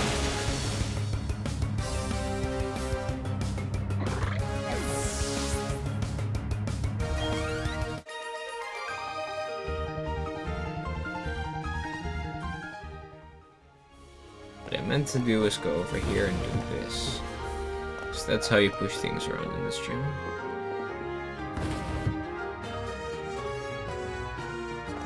Oh, right, that's how that works. So in order to get through here... Okay, that I didn't line up properly. So this has to be pushed like that. That can now be pushed all the way over there. But now we have the issue of... We need to head here. And this can be pushed all the way through like that. And this can be pushed through here. And now we have one side completed where we can go all the way like this. And line this up. And... Right, okay, that's the left? No, the right side of the puzzle done. And then we have to do the same on this side, where we first line this up, I think.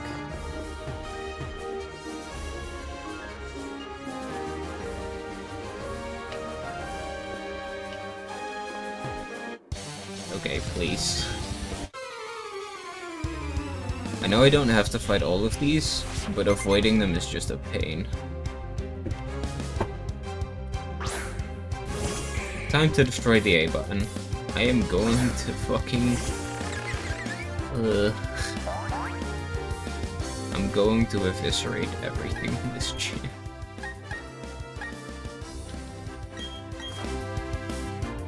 Zephyr, time for you to melt the entire competition.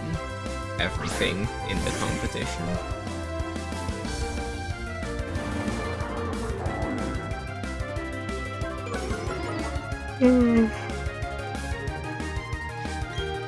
There we go.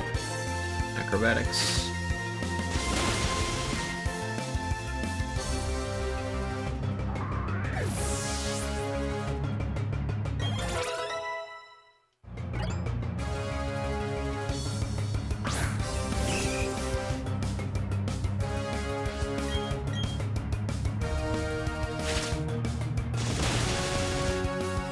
Just melting everything.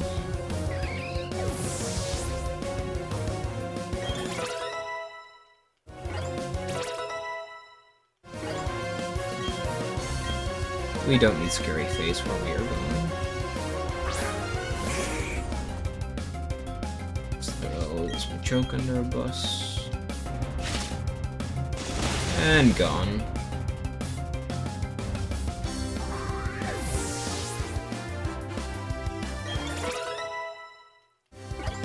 Hibiki is nicely catching up, which is great to see.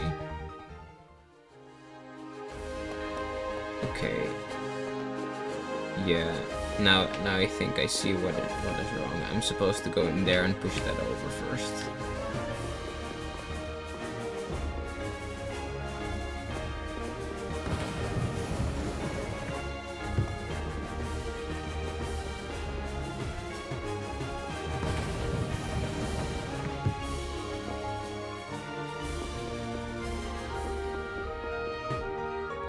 Wait, I'm supposed to do the middle one first so I can do... Okay, that's...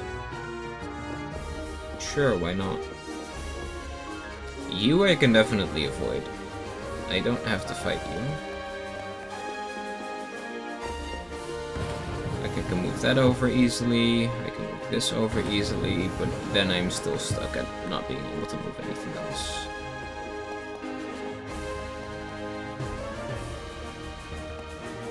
Oh my god, please! Go down! God damn it! Man... If there's anything that I dislike about this game is that they remade it in a grid style. But then they don't allow you to just have movement that's literally moving in the grid. Like, you can move in grid-like directions, but the thing is, it doesn't snap you to, like, a position in a grid. It just, it's weird to describe. It's like, it snaps you to a direction. Like, to a column or a row. But it doesn't snap you to both at the same time. And as a result, you can easily end up in a position where everything just goes wrong. It just feels so imprecise. Like, I don't hate this game by a long shot, but like, my god, they have issues. These games have issues.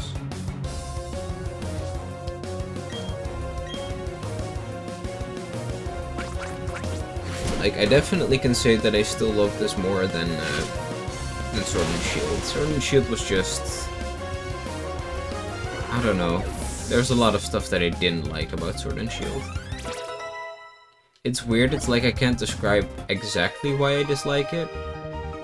It's just that I have a really big problem with a game if it's, like, if there is no replay value to it. Like, if I cannot enjoy a game a second time playing it, I immediately think of it as less, like, I think of it less keenly. Like, it depends on what kind of game. Because, like, I would say that I can't say the same, for example, for watching shows. Like, Gurren Lagann, I watched it once, it was fucking amazing. I absolutely loved that show, but I can't watch it again because of the fact of how vividly I remember everything.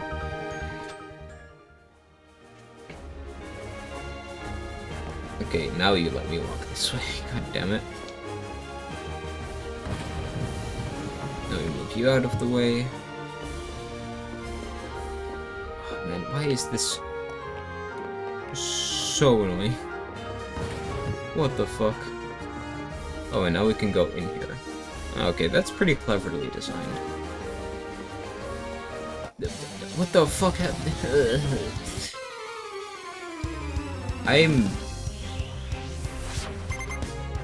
God damn it. The way that this controls just makes me feel pain.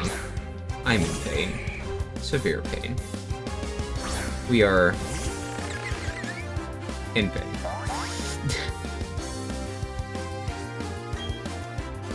Okay, in any case, at least we have a Pokemon that can literally melt everything in this gym. Yet we still aren't, like, over-leveled, I would say. Like, it's... being over-leveled in this game is weird, because I feel like I'm over-leveled for literally everything in the game, But then gym leaders still have aces above me. Like, I'm pretty darn sure the ace of this gym is a level 30 Lucario. Like, in the original, that was already the case. Ooh, we learned U-turn. You know, Fury Cutter is pretty good, but U-turn has so much more stuff that you can do with it that's very useful. Wouldn't want to accidentally press it, so I'm going to leave it in that bottom slot. But it's definitely very powerful.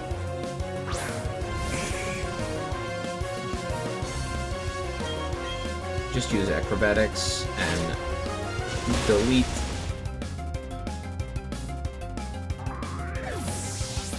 Okay, I think I could...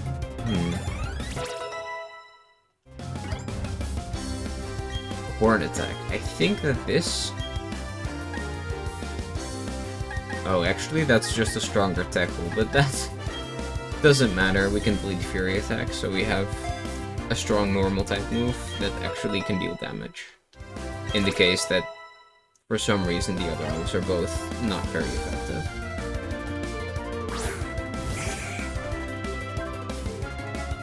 Like, I've been thinking of, like, a lot of stuff that I would want to stream. But in a lot of cases, I'm just, like, not sure what I would want to do. Like, I already mentioned Minecraft, that's definitely going to happen at some point, like, maybe this weekend, maybe some other time, I'm not sure. But definitely I want to do that this month, so. And at some point after that, I might want to try and see if I can, do some... Play some games like, let's see, The Binding of Isaac. I have been... Like, I haven't touched that game in a couple of months now, but back in the beginning of this year, I played it a ton. Like, I put, like, a good 100 hours into it in, like, the span of a month. I love that game, but there's definitely some parts of it where it's, like... I feel like it would be more entertaining to record it, because some of the shit that happens in there is just extremely fun. But other stuff might be frustrating, and with that game, it's just like...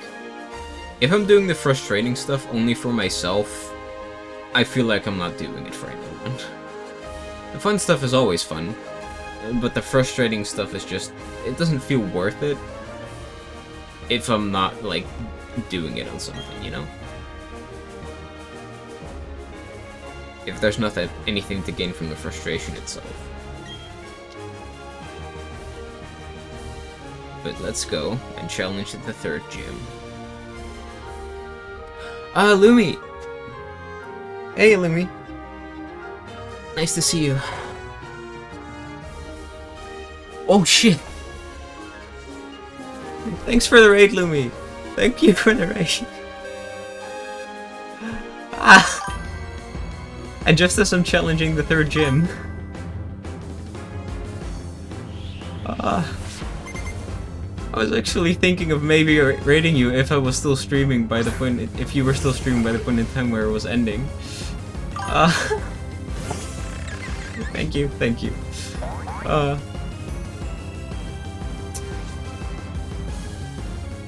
I'm here. I see you all, Let's see, meditate. Fuck.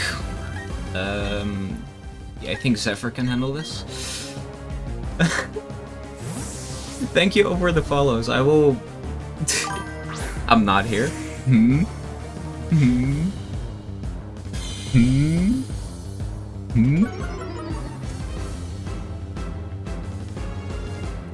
Alright.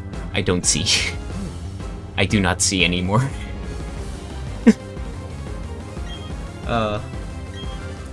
They should deal quite a bit of damage.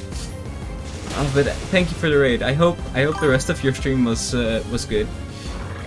I did kind of just up and left. I did end up kind of just leaving at some point.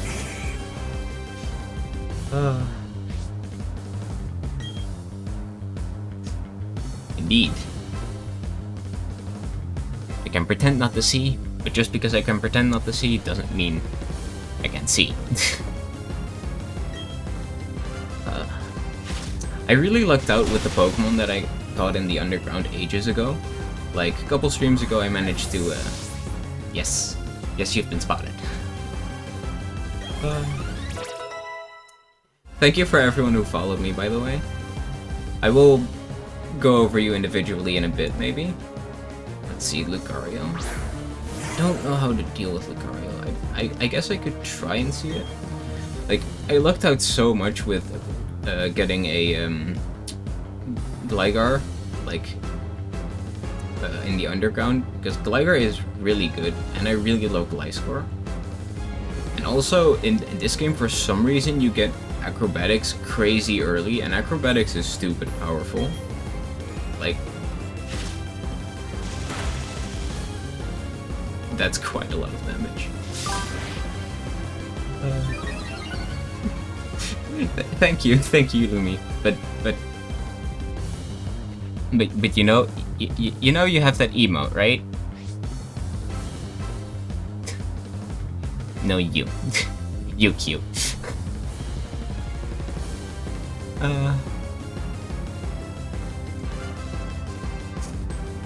Sure, you can follow me. Thanks for the raid again, Lumi. Thank you, sincerely, thank you. Have fun with baking cookies. I hope they come out great. Baking is very fun. Can be very fun, at least. Let's see. Acrobatics did quite a lot of damage. I wonder how much Rock Smash would do. I think it could do a bit. Ooh. That's quite a bit of damage. Yeah, okay, Rock Smash is still not that great. But we don't have to use more acrobatics here.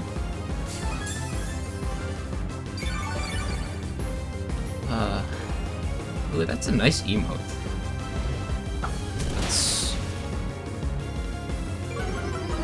Ooh.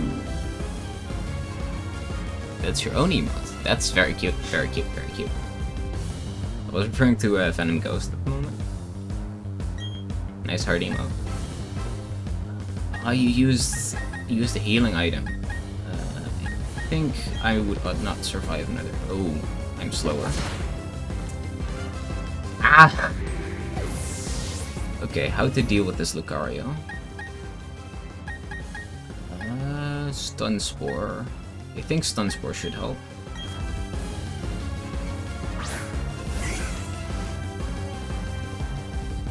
Yeah, I was just talking, like, right before the gym battle, and before you all raided me. I was talking about that I wanted to start doing some different streams, because so far I have only streamed this game, and I've only been streaming for, like, the past month. And even then I've been streaming rather infrequent. I want to stream more, I definitely do. It's just finding the time between university and watching other streams like me and other people, just...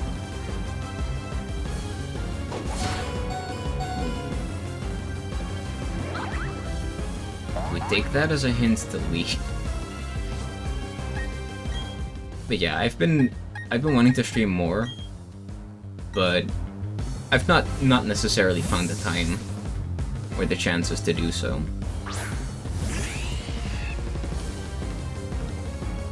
Like, it doesn't help that I currently live with my parents, and I don't want to stream past their bedtime, because they sleep right next to where I talk, so they would be capable of hearing me.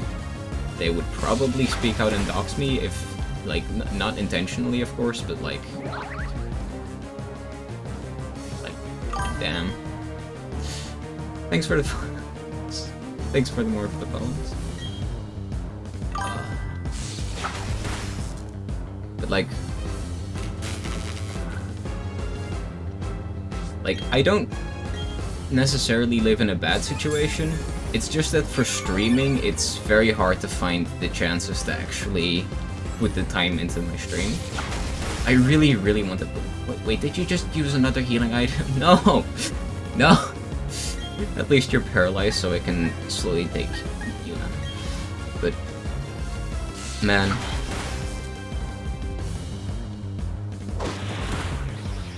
Starlight's taking that one. Yikes. It's not for nothing that Lucario is one of the strongest Pokemon that came out with this game. Hibiki is just not strong enough, I don't think.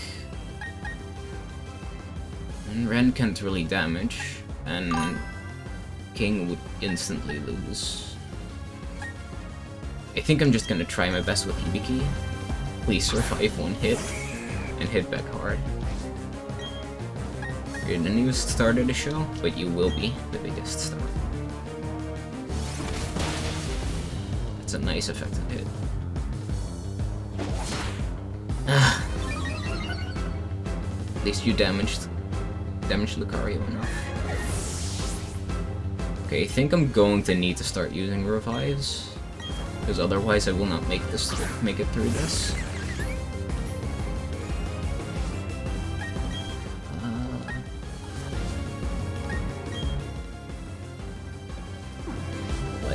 Yeah, no. I think Metal Claw has powered up Lucario too much. I need to do something. Wait, was Metal Claw a move that upped your defense or attack? I forgot. Well, in any case, let me... Thank you for the follow again. No, I don't need berries, I need revives. Where do I find them? Nope. I'm still not used to the controls of this game. Hibiki puts in quite a lot of damage, and I really want Hibiki to level up, so I think I'm just going to keep using max revives and figure out how to get this to work. Oh, nice, we dodged the metal. Okay, okay.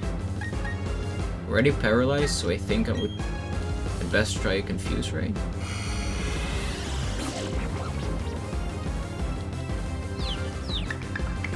There we go.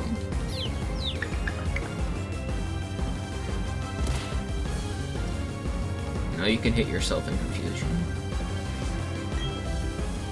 I might actually be able to take Lucario out here. Or not. Right. It's not very effective. Oh yes, Lucario took itself out. Let's go, let's go. Let's go. God damn. That was much, much harder. Oh my god. Oh, we made it. We made it out. That's a third gym. Third gym down. Let's fucking go.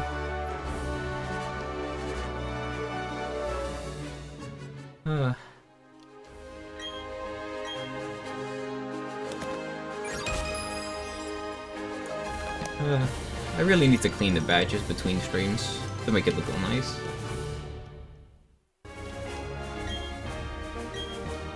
Okay, now use Fly. We don't have Fly yet, I don't think, but... Or do we? I've forgotten if I got Fly already. Well, anyway. Drain Punch, that's very nice. And that's it, okay. But I was just talking about how I wanted to do more streams. I'm thinking of, if you're familiar with a certain streamer known as Maya. Ah, yes, Lucas. Job. Yes, you got your Pokédex Stone. You told me that earlier. And I should help you with that. But give me a minute, I first need to heal my Pokemon, they're fucking dying. But yeah, so there's a streamer known as Maya, and she has a Minecraft server, and her Minecraft server recently updated to 1.18. I've been playing on that server for quite a bit, up until this point, and I definitely want to stream getting my base built in the new 1.18 world that they've built in that server. Like, they've done something really interesting where the server was first 1.17, and instead of just nuking the server and starting over, they just said, we would just generate a completely different world and build a portal at spawn. You go through the portal, and you go from the 1.17 world to 1.18. and I really just want to see what 1.18 has to offer with like the new cave systems and such. As well as that I want to build my base in the crazy terrain that I found. Let's see if we can find... So I'm thinking of doing a stream of that sometime next week. I'm still not sure when. When though? Let's see, I think I can... There we go.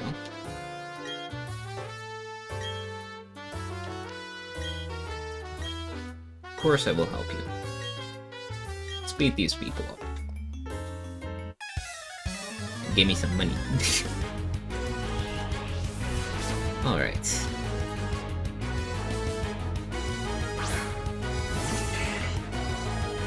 Dustox and a beautiful.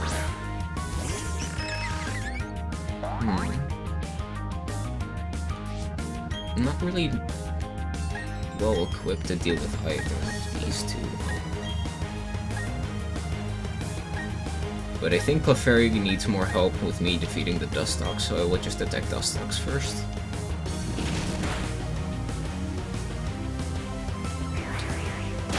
And think about it, before you all raided, I was also talking about how I wanted to start doing some Binding of Isaac streams. Because I've been playing Binding of Isaac on and off for like years now, and with like, I think it's Afterbirth Plus. Well, was it Afterbirth? No wait, it was Rebirth, Afterbirth, and then Repentance. That's the last expansion. With Repentance out, there's so much content in the games now, and so much stuff to do, and I really want to just go back and play it on occasion again.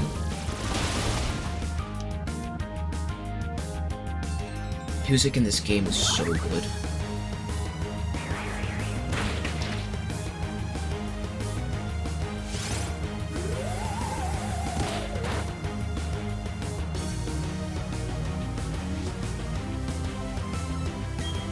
I mean, part of it is nostalgia, because I did grow up with this game. Or, not this game, but like, I grew up with Platinum, with Generation 4. If I remember correctly, Platinum is the first Pokemon game that I ever played. Ooh, that hit quite hard. I think I'm going to... Oh wait, fuck, I died. It was Clefairy that survived. And Clefairy only healed itself. I wasn't paying attention. Okay. Zephyr is a bit high level for this. Hibiki would take too much damage from either a Psychic or Flying type attack. Like, Flying would absolutely devastate her, so...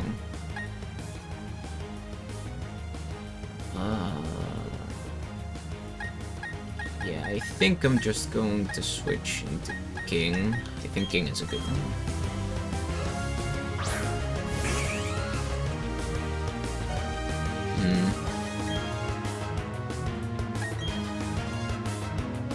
I think I can take God Beautify and we'll go this way.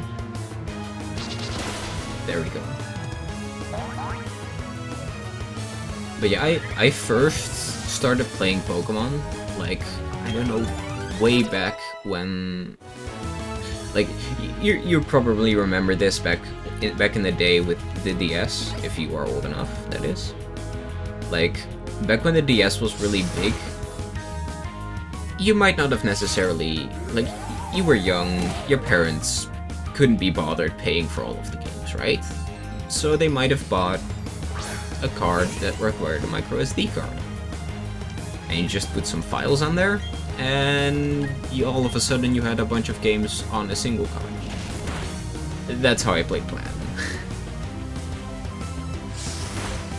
It's my first ever Pokemon game, and I was absolutely addicted. I remember that I don't remember how long it took me to finally beat the game. But I do remember that at the very end of the game, I think I had I was fighting Cynthia, I think with like a level 80 Infernape. You don't get that by just fighting every trainer. Like, even if you fight every trainer with just your Infernape, you're not gonna reach level 80. You still have to grind against some wild Pokemon. I grinded that game a lot back then.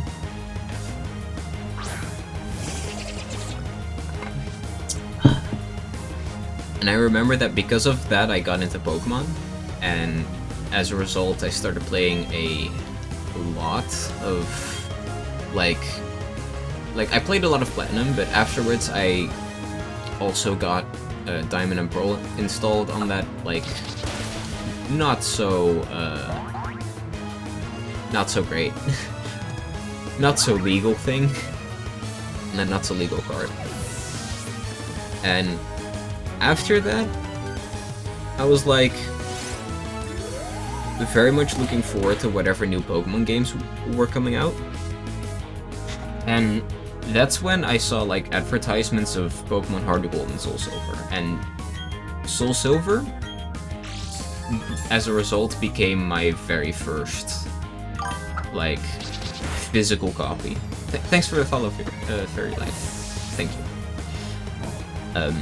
Like, yeah, the first Pokemon game I physically owned as like an actual game was Soul Silver, and with that copy, the reason why I could convince my parents that I could get it was simply because I said, like, I need to have the physical copy of this, because there is something that, like, sure, I can download the game and play the game, that's fine, but it won't have a Pokewalker. I mean, of course, I didn't tell them specifically that was the Pokewalker. What can I replace, even? Poison Sting is not that powerful, I think that's fine. But so, like, I basically convinced my parents that getting a Pokewalker, like, that getting the game was a good idea because I would otherwise not be able to have this, like, toy that came with it or something. And that's how I ended up getting my first physical Pokemon copy, and after that, every new Pokemon game that came out, I got a physical copy off of. In fact, this is the first game that's new where I don't have a physical copy.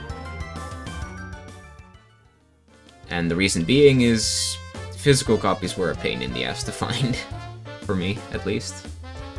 Like, I don't really live close to any places that have stores that sell games physically, and I wasn't about to, like, throw myself at a place where you could, like, get a bunch of games off of online, or, wait, I'm messing up my sentences. What I meant to say was that I wasn't about to just order online and see my game arrive 3 weeks later. I wanted to play the game as soon as it came out. Because I knew from myself that if I didn't, then I would just go and watch people instead and just not feel fun in playing the game. Of course, I'm going through it rather slowly right now, but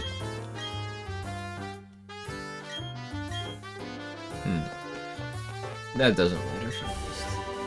And we got Fly.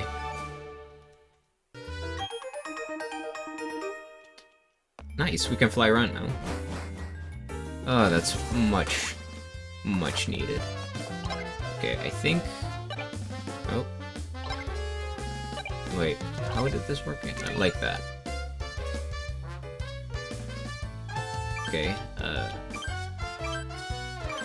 it's one of...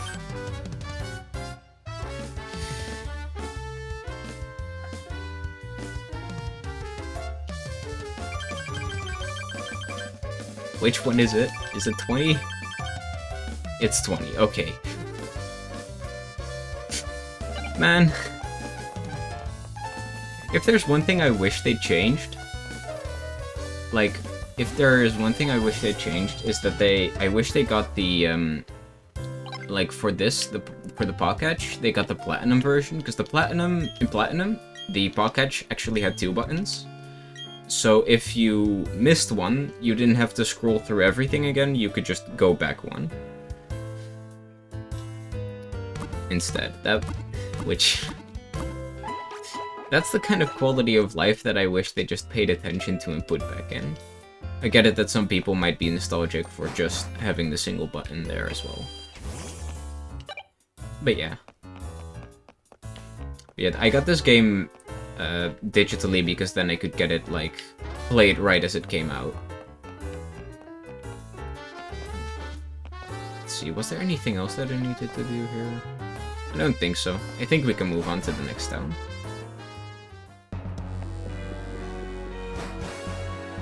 Route 214. Can I? Nope. Nope, I cannot avoid you. Okay.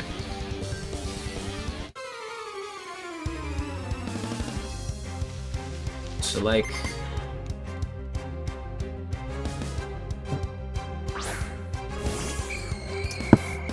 my first generation was definitely, like, just cool on the 4th generation. I didn't have anything else.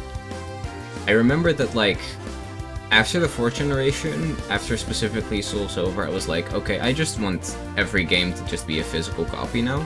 Every game that's specifically Pokémon. So I got Pokémon White, then I got Pokémon Black 2, because, well... I don't really remember exactly what the reason was, but I think it had something to do with the box art. Like, I just liked Zekrom a lot back then, so I picked the games that had Zekrom in it. Looking back, it would have made a lot more sense to go with White 1 and White 2 because of the fact that it has a continuing story in the game. So, like, if you... like, I wonder if there's people in chat that might not know, but if you... oh, I got deleted. No! No, rat.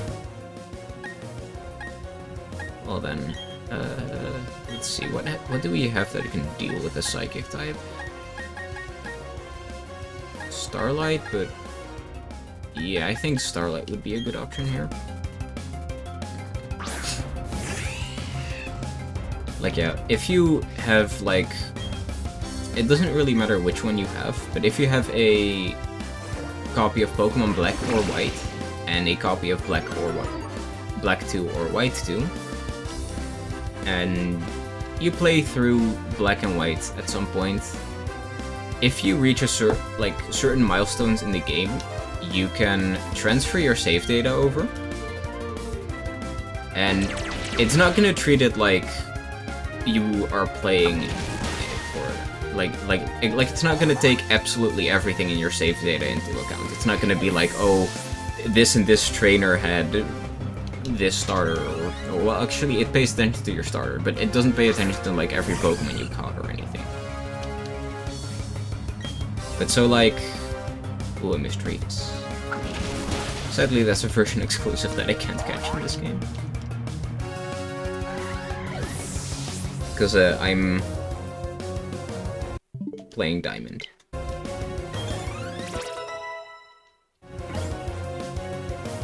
But yeah, if there's, where was I?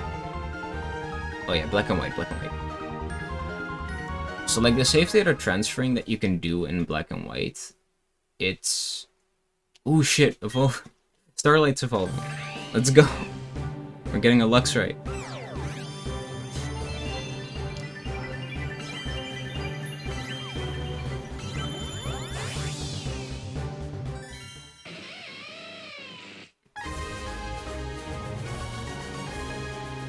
Starlight is now fully evolved. Huh. Thanks for the follow, Bulbatroll.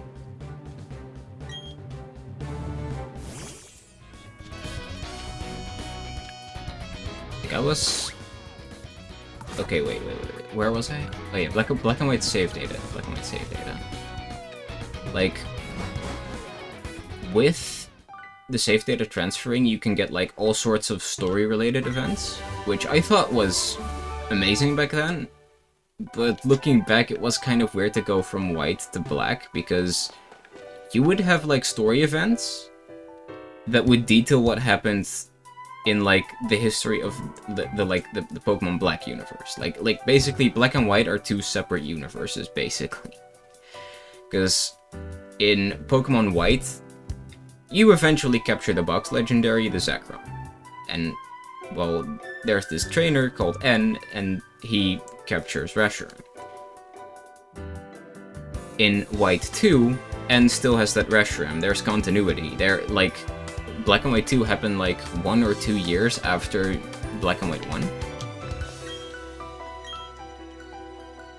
And because of that, you have this like save data thing where you can transfer it.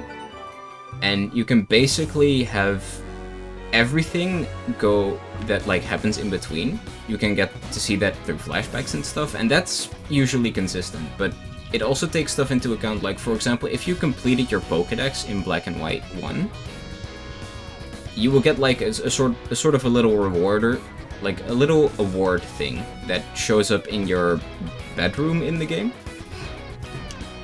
And that reward will also show up in Black and White 2 if you transfer your save data. It's like small little touches, it's not really like it matters that much. But I think it's such a cool little thing, cool little feature. And I really appreciate whenever games have like continuity between games. Like I do get that most games these days are like extremely... Like they either make the game extremely long or extremely short, and they do that for either A, it's a one and done game, it's 10 hours and there's not any more story to it than that. But you also have games where it's the opposite and you have like 10 plus, or not 10, far more. Ooh, a citrus berry, I haven't got one of these before. I can plant some of these here.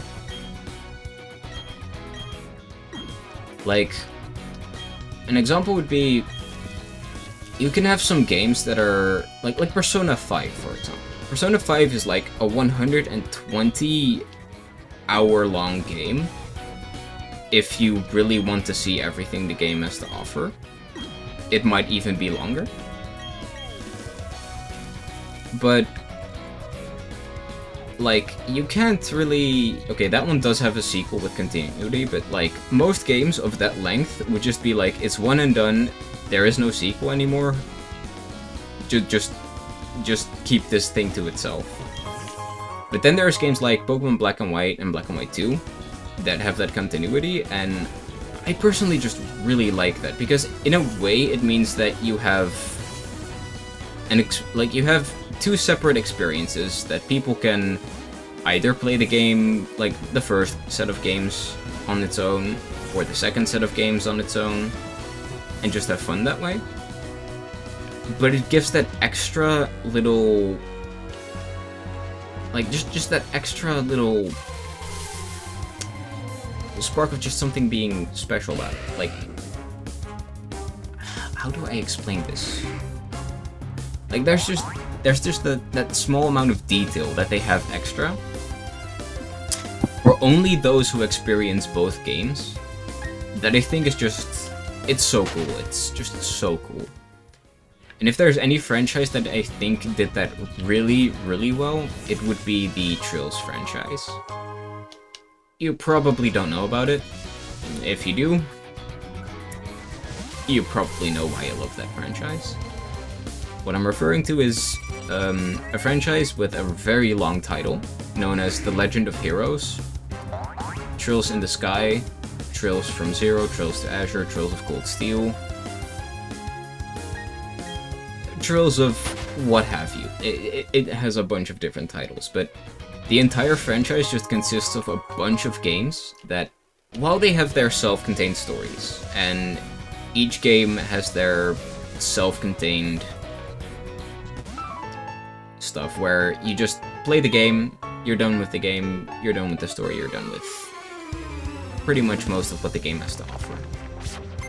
But just because you reach the end of the game doesn't mean you've reached the end of the franchise, and you could go to another game.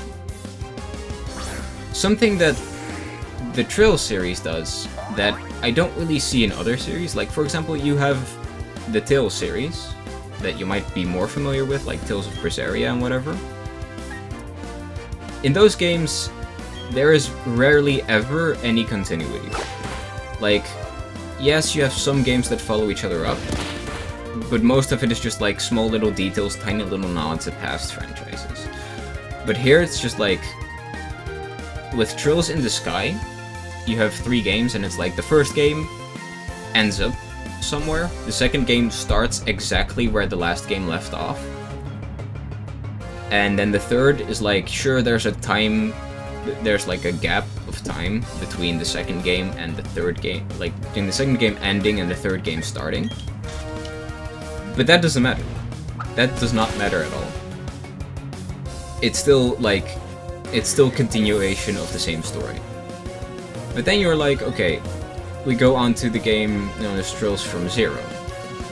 This has a new title, is set in a completely different country in the same universe, and it's set sometime later. But it still makes it like, it still brings like back characters, it still brings like plot points back and world building that you would just like, there's so much like stuff that like lore, world building, characters, and other things that just get thrown aside as soon as a game ends. And it's like not picked up again unless it's in like something very fan servicey. Like an example would be, Pokemon has this as well, with like every generation of Pokemon. Like, sure, Cynthia shows up in Black and White and Black and White 2. And also in Sun and Moon and such.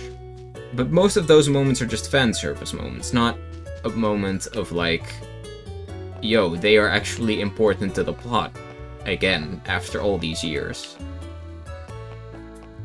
I love this area. It's so calming. I always found it strange, though, that this area is just seen as a route. And not as a town. Like, I get it, it's supposed to be like all sets of hotels and stuff by the beach. But still, you would expect this to have some sort of other classification than it just being a route. Thanks for the follow, Les Seahorse.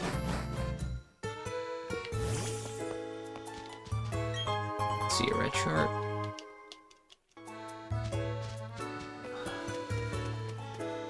May I avoid these people? Yes. Yes, I can. But like, yeah. I just really appreciate it when a game franchise can just keep not just its like characters, but like its lore, its world building, and everything. Keep it alive and make it feel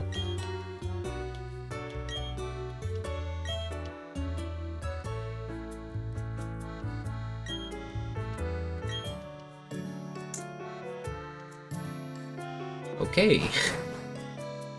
We won't talk about that.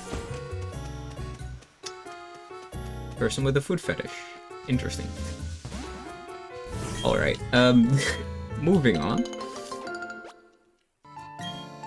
Yeah, I really just appreciate games that have some sense of where, like, just the small, like, they pay attention to, like, the small details of their intricately crafted universes. Because, like, games they take so much time and effort to be made, to feel like it, like, to build this immersive world. And you just find it kind of sad when that immersive world gets tossed aside.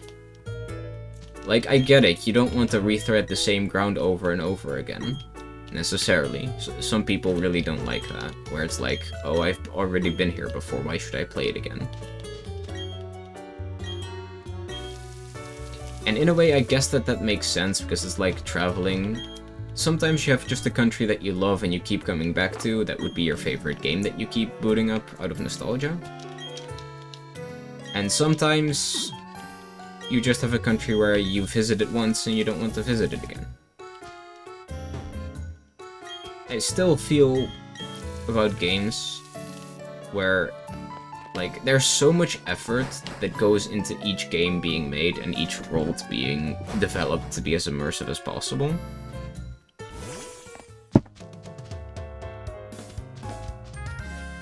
Such nice calming music. Like, it just makes me sad to see a world that has just so much effort poured into it, so much passion and whatever, and it's just left alone in a single game and it's never brought up again. In some games, I can understand why it wouldn't be brought back again. Like, an example would be... Okay, 13 Sentinels would be a good example, but at the same time, it's also a game that no one knows about, so... So that's not really a good example.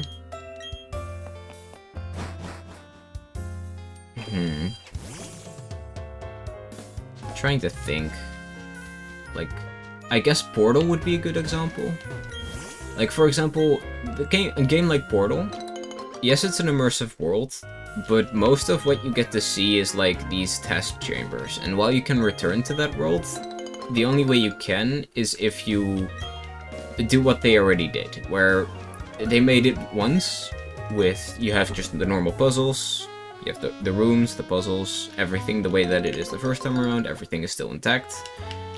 Then you beat the first game, the entire facility falls into a state of decay, and you have all of this, like, every chamber you've been through is now just kind of destroyed, and you can go through it again and explore it in its destroyed state. And that's cool. That's really a cool way to bring things in alive again. But in some ways, it's also a way to definitely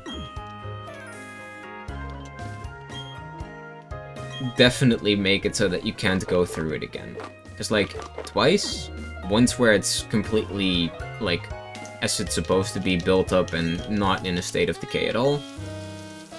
Then after that you show it off as it's all decayed, and after like years of it just not being maintained at all. But then what are you gonna do? You can't go back to it because the puzzles have been done, everyone knows what the puzzles are like. Sure, you could play through the game again, but you would just play through the same game. And yeah, in that situation I definitely understand. You can't really do anything more. Like, sure, for Portal they could build, like, a completely new game from scratch and call it Portal 3. But that's not, like, the same as, like, retreading old ground. Rethreading old ground.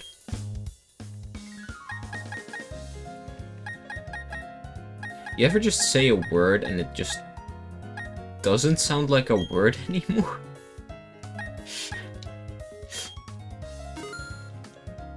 Rethreading is that for me right now. I don't know why. It's one of those things where it's like, you have words that you can say often, and because you say them so much, they start becoming, like, they start feeling like they're not a word anymore. But sometimes it's just a word you say once, and then it already doesn't feel like a word anymore.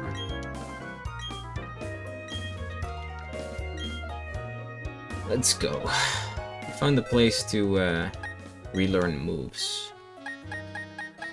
Why did we open a PC here? That's why. Electric terrain. That's nothing really interesting.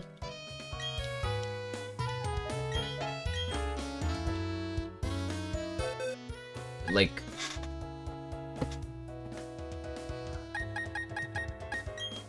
I really just...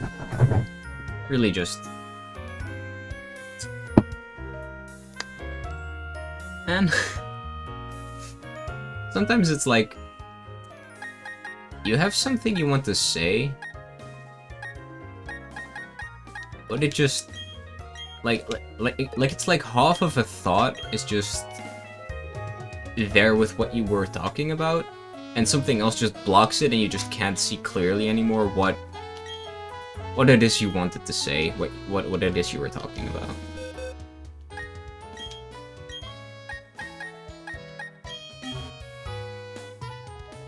Yeah, okay.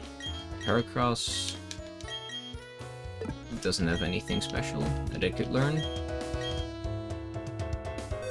I think Zephyr could learn some interesting stuff, but at the same time... nope.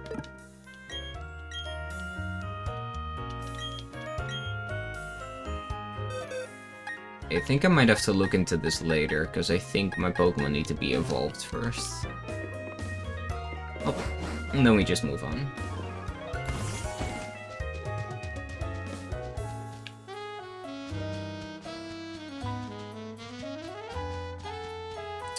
This is the Safari Zone, or... No, the Great Marsh, It's basically a Safari Zone. Can we already go in here? I want to try it out for once. I think there's something up here that allows you to see which Pokemon are in here. Bidoof? Not that interesting. Hoot Hoot? Not that interesting. A Barrel, not that interesting. Hoot Hoot again. A Zurl. Not that interesting, but we could still find something interesting, I hope.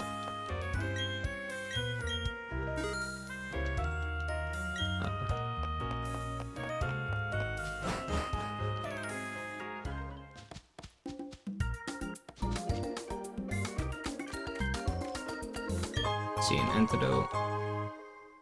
I guess we could just run around and grab all of the items while I encounter some Pokemon.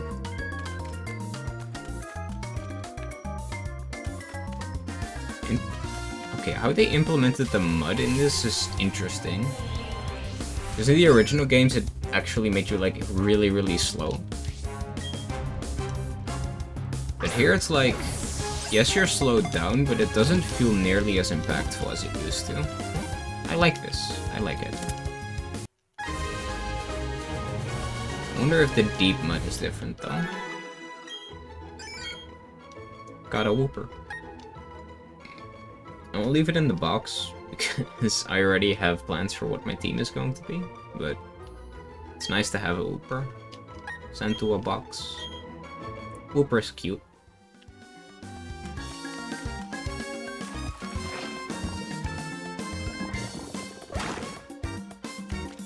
Okay, so that's still the same feature. Good to know. Good to know. Okay. Should be able to head up here.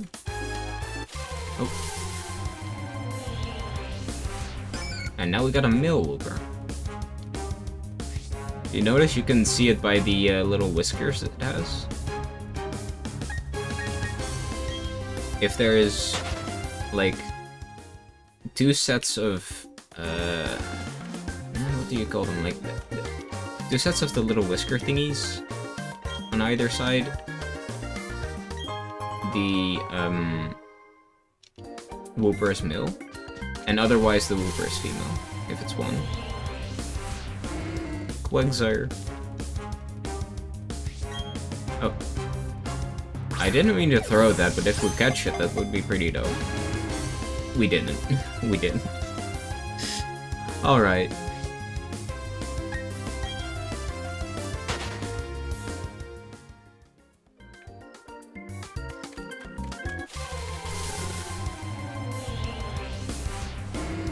Another Quagshire.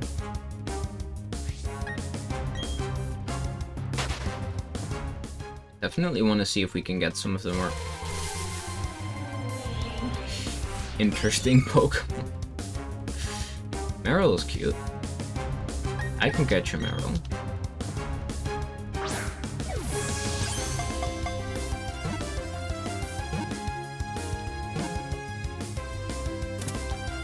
Nice.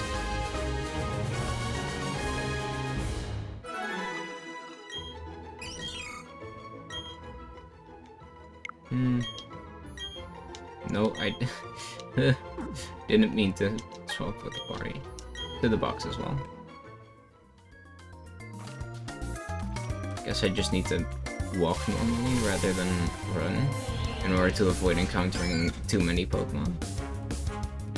Because I didn't mean to throw a ball. Please.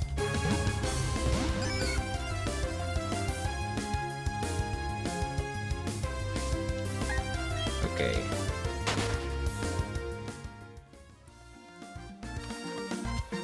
Trying to see if there's any other, like, items laying around.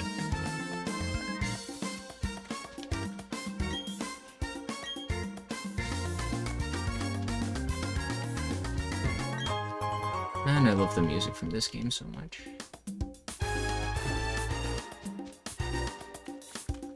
Like, it's not really that impressive, because it is pretty much the same as the original. It's just that some of the specifics... Like, some of the specific songs are, like, changed a lot.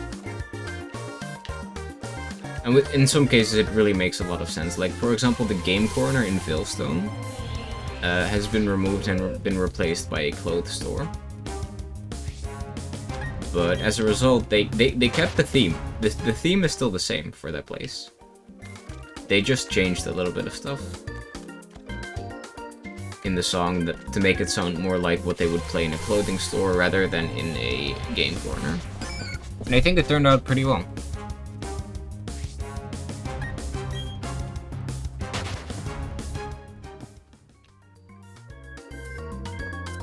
But unlike that one, there are still a lot of themes that were like redone in this game that are practically the same, such as the encounter music. The encounter music sounds... like, if I'm not listening to them side by side, they sound identical in my head. But this theme that you hear right now, the theme of the Great Marsh, definitely sounds somewhat different. I can definitely distinguish this.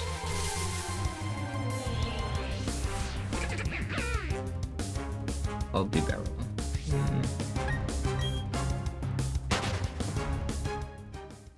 Another thing that really makes me appreciate the new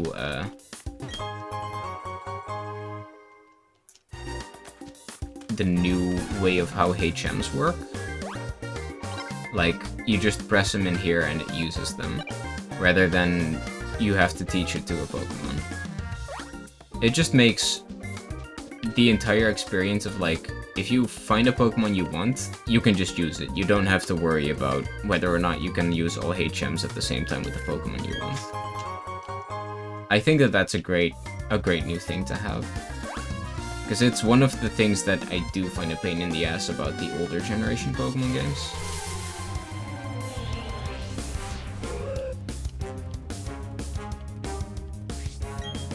I can try and catch one. If this catches, I'll keep it.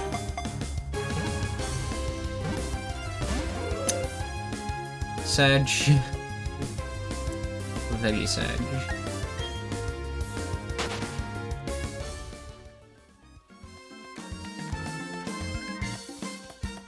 Okay. Ah.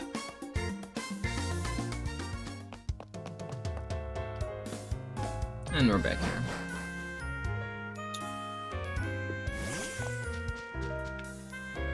Now, I will say I have no clue how the story goes further at this point. Like, this is one of the few parts of the game that I really don't remember, because I did play more Platinum compared to Diamond and Pearl back in the day.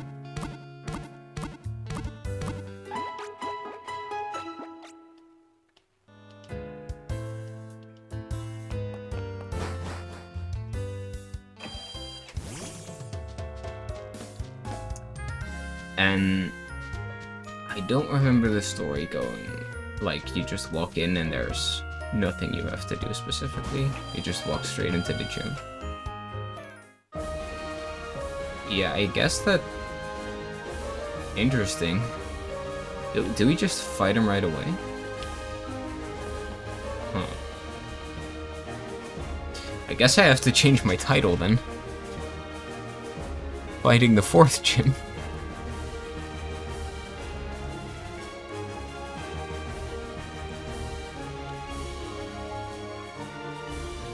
Change that for a sec. There we go. It should be done now. Okay. I dread to see what the levels of these trainers are, because I didn't level up at all between gyms. But I'm curious.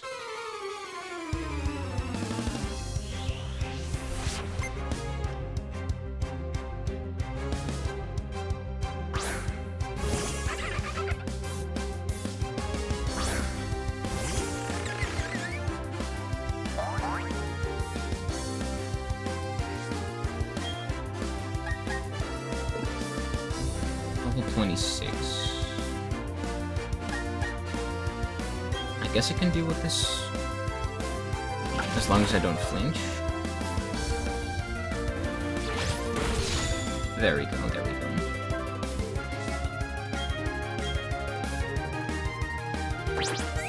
Okay, we can get through this pretty easily.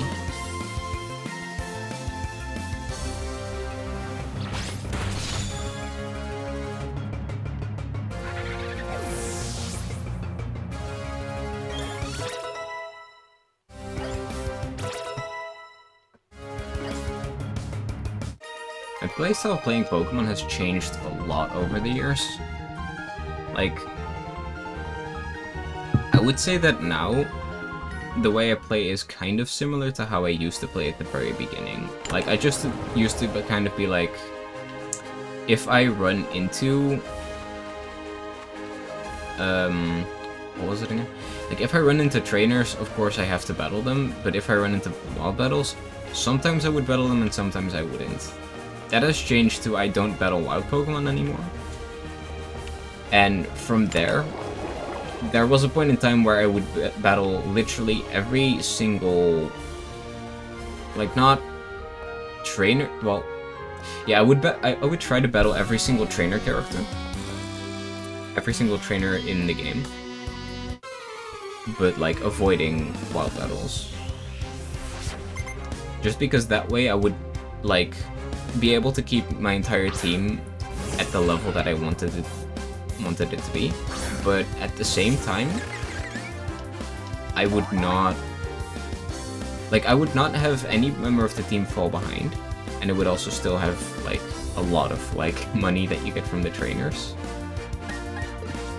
Just to, like, buy items and Pokeballs in order to catch as many Pokemon as I would want. But now it's kind of gone back to where I don't catch. Like, I don't catch nearly as many Pokemon anymore, because catching Pokemon now gives you EXP, which might offset the team a bunch. So battling wild Pokemon at all is kind of something I still avoid, but for a slightly different reason. And then there's battling trainers, where... Like I said, is where, like, I used to be like, I battle whatever the fuck I encounter and roll into, and if I can avoid it, I can avoid it. But it's gotten to a point where, at some point I just stopped battling wild Pokemon and I battled every trainer that I could find. Simply so I could make it so, A, I could run over the map and not have any trainer stop me at any point, and B, because of money and EXP, and that my Pokemon would still not be overleveled.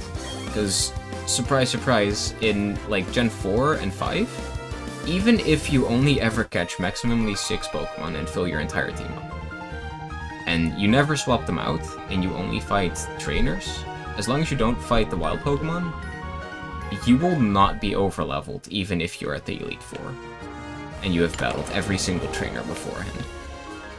Like, you cannot overlevel yourself that way. Which is pretty... Like, it's pretty insane how balanced that actually is. But then you look at the newer games, with the new EXP share that gets your whole team leveled up simultaneously. Starting Generation 6, this is where my playstyle kind of changed. Because it doesn't matter what I do, all my Pokemon level up so fast that I will be overleveled regardless of what I do. So instead it becomes like, yeah, sure, if I have to fight the trainer, I will fight it, otherwise I can avoid it. And that's kind of what I'm doing here.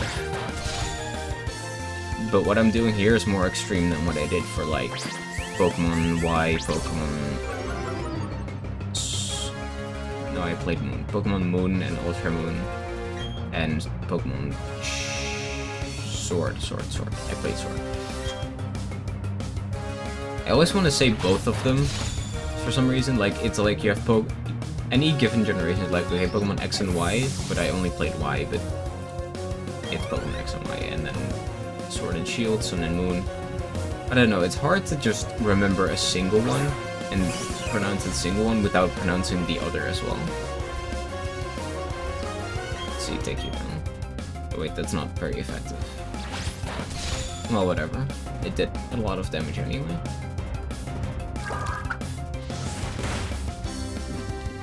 Yeah, we're swapping. Okay. I think Venus can take some stuff here. What was I saying again? Right. Like, in Pokemon X and Y, the new system for how you gain EXP and how everything worked, it changed everything so much that I just ended up changing my playstyle to like, I don't care, if I run into a trainer, I will fight it. I'm not going out of my way to fight any other trainers. But slowly over time, it's gotten more and more to like, I will actively avoid a trainer if I can, and that's kind of how I've been playing this game. Like, I didn't start out playing it this way, but like as soon as I noticed that it was definitely leveling too quickly for my own liking, and that the battles were still kind of slow, I was like, yeah, no, I'm...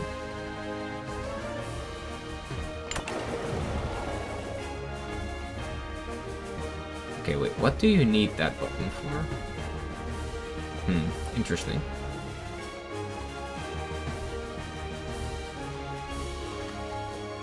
Let's see, I guess I need to head up here.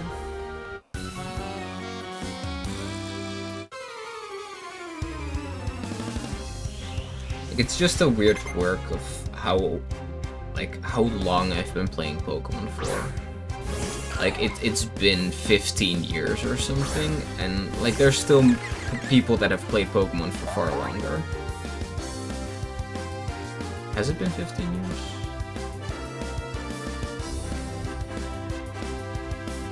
Maybe not 15, but definitely at least 13. 13 years I've been playing Pokemon. It's insane to think about how long that has been.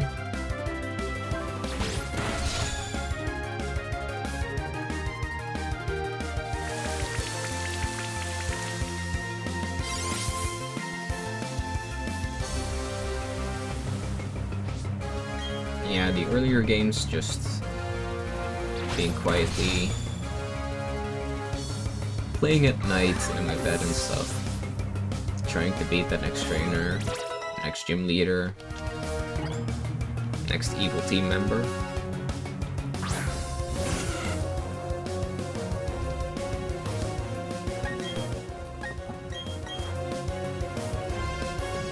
But then as time goes on and the newer games come out and they have all of these features that are like, in some ways they make the games a lot less of a slog for some of the things that you might want to do. For example, if you want to bring a Pokemon to level 100, it is easier than ever. Easier than ever. But on the other hand, like just having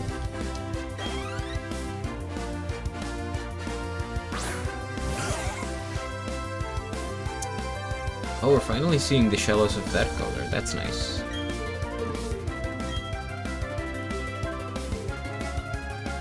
Are you a pure water type?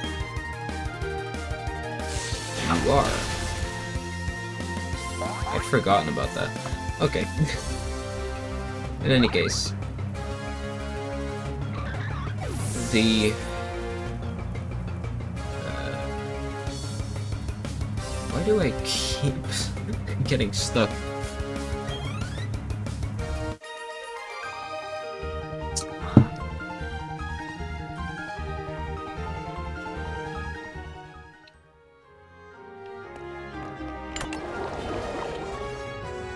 I think we're almost at the... We are at the gym leader.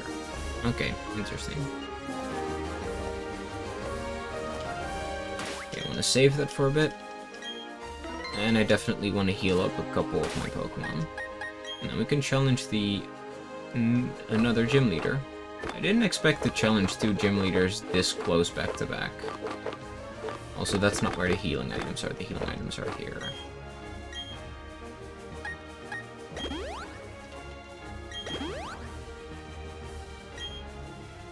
There we go, that fits perfectly.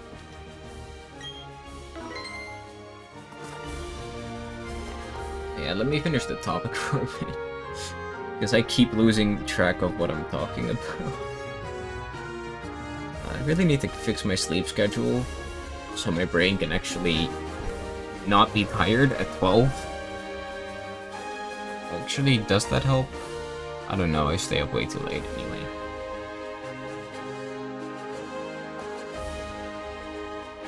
But yeah, there's just...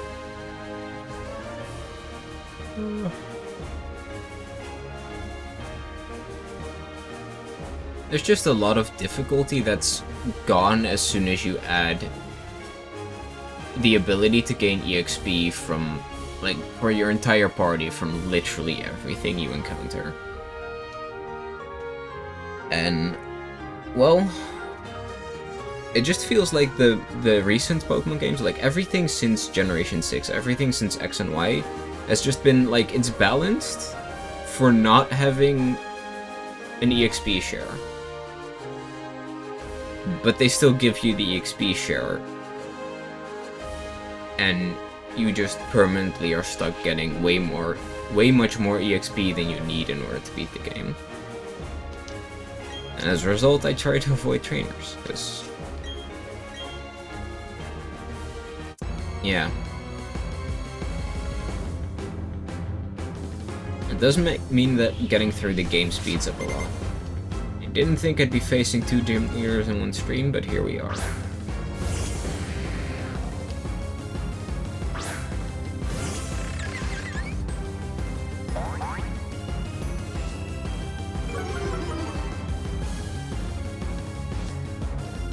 Okay, how do I deal with the Gyarados? I think I can start with Confuse Ray. Hope I survive this hit. Oh, that dealt barely any damage. I think Confuse Ray is a good start at the very least, and then we can move on to a Pokemon that can deal more damage here. Rivalry is going to be a pain in the ass with Starlight, but... so I'm going to start with the Venus instead. Because even though Gyarados is a flying type and thus resists... well, not resists, but like... takes neutral damage from grass-type moves. We are in an, like, not advantageous, but like in a pretty good position here. Can do Gunspore. Like, Gyarados doesn't have flying-type attacks. I forgot about Ice Fang. I forgot about Ice Fang being something on multiple of these Pokemon. Sorry that you had to endure that, Venus. I am losing my brain cells.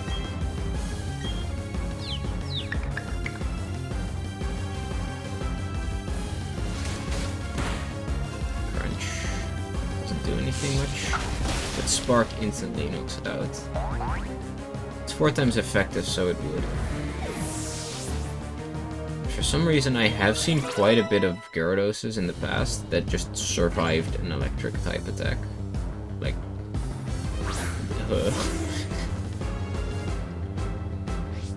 okay, here that has no effect, so now I would like to have Venus again. How do I get out of this? Which Pokemon would be good here? I guess I can go into Zephyr U-turn and then Ren Poison Fang and try to see if I can get Quagsire poisoned. I think that could work. I'm definitely not as much... like, I'm definitely not as much in a corner as I would have been, or as I was against Maylin. Because Maylin just... Lucario hits so fucking hard.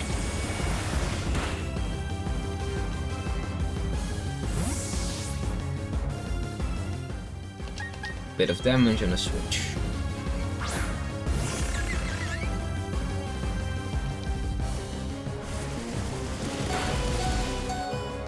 Scalded, okay. I think we might lose Ren then, but like... Okay, do I want to confuse Ray or Poison Fang? I think Poison Fang has more of a chance to be helpful here. Yes, okay, Poison Fang was the correct option.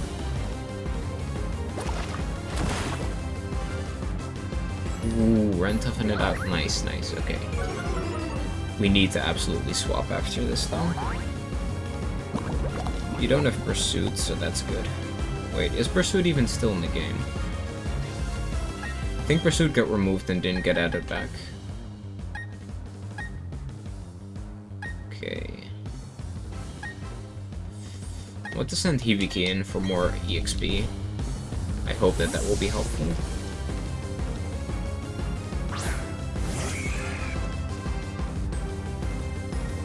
We resist one shot, so that's good. Do lose out in speed though, so that's not so good.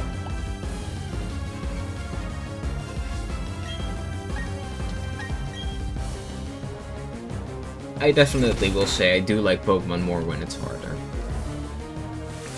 Like, sure it can be more of a pain in the ass, especially with like the trainer battles. There we go, Poison took out the Pokemon, the Quagsire. Getting to level 32, that's very nice. Bin Missile. How strong was that again? Okay, that can be strong. That can be stronger than X-Scissor, but only if it hits like 4 times or 5 times in a row. So we're not gonna do that.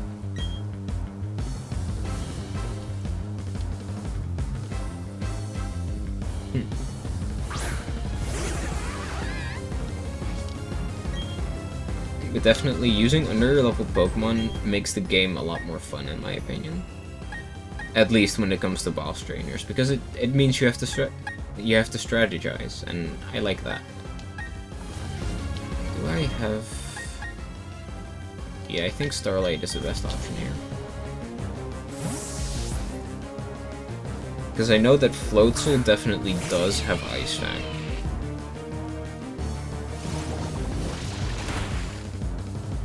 Ooh, I took way more damage from that than I wanted. It's because of the rain. Oh yeah, Brian would have knocked me out. But we took you out first. Interesting.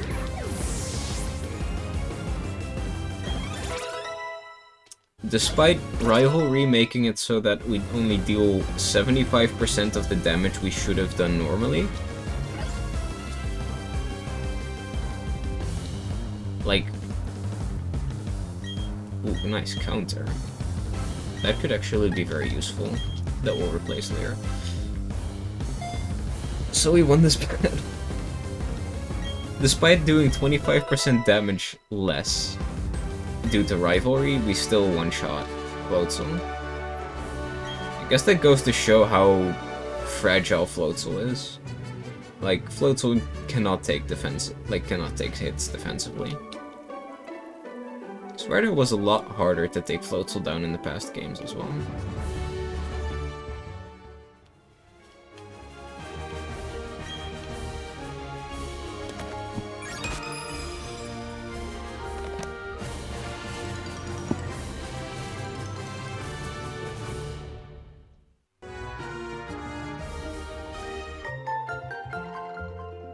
We can now use Defog, but we don't have any place to use it yet.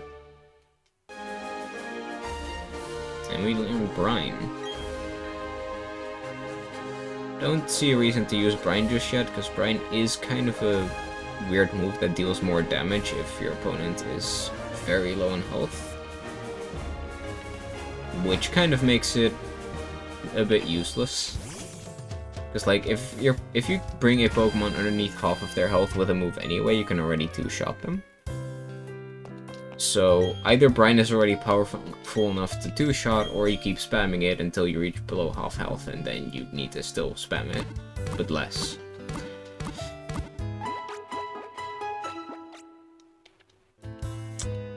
But in some other ways, it is definitely just a good damage-dealing water type move, so I guess it does have something going for it. So I guess now we head over to Heart.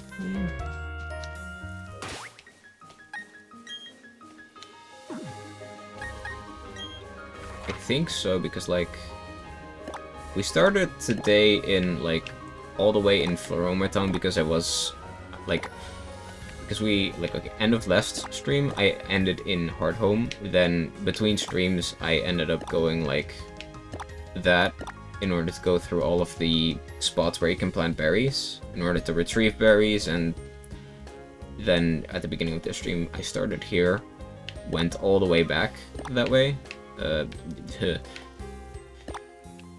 like so, and all the way to Hearthome, then through Hearthome, Solaceon, Philstone, defeated the gym, went through here. And apparently I need to do some exploring here. I guess that there's a story event that I forgot about. Which makes sense. Thinking about it, if I want to go back to Hearthome, I can kind of just skip the next set of routes.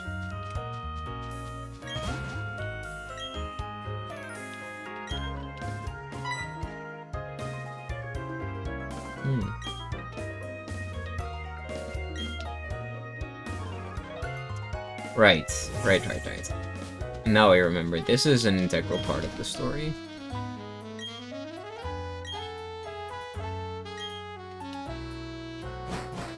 Chasing this little runt. Which also leads to a rival back. Again.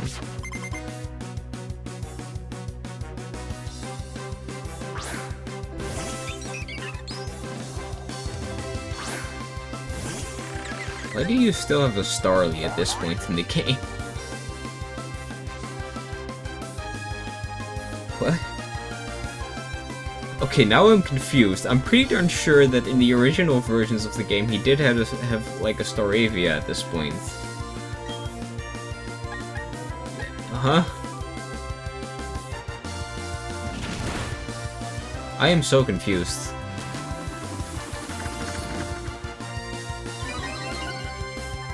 I am actually confused. Like, that might have been something that has been changed in Platinum, maybe? Maybe that's the case?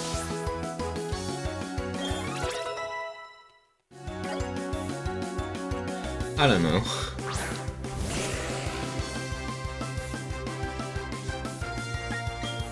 Let's see. I really don't have much to deal with fire types right now. I mean, not that I need to. Most Pokemon, like, I can just send King in. Because, like, yeah, it is true that this game has literally 2 fire types in it. The entirety of the Monferno line, or, well, the Chimchar line, Chimchar, Monferno, Infernape. And then you have Ponyta and Rapidash, which are all fire types in the entire game. Like, okay, you can get more in the underground and in post game, but like before the Elite Four, those are the only 2. If you exclude the underground guys.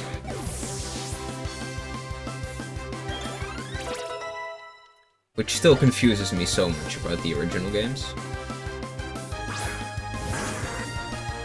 You do already have a problem. I guess Pluck. I wonder how much damage this does. Half. Okay, good enough. Oh, that's a crit. Okay, so we don't deal that much damage.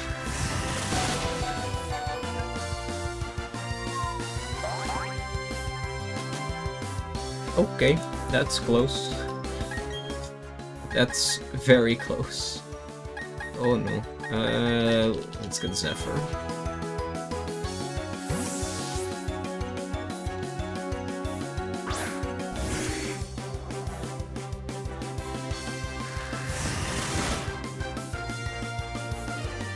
Got crit, but Acrobatics should take care of this. I don't know what that animation was, but that was cute. what I was talking about is what Grotle was doing.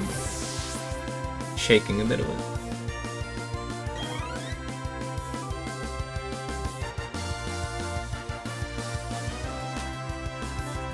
And then you have a Buizel. Nice. Okay, I think using acrobatics here should just be fine.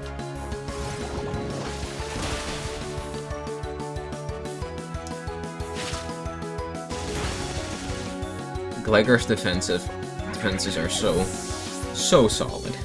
My god. Like, it's just that, like, we have one fear. We have one fear, and it's Ice Beam or Blizzard. It's ice types. Oh my god.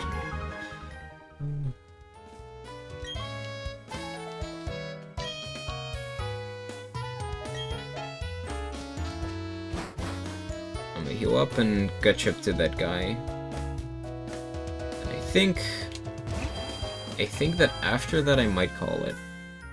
Because it's already past midnight here.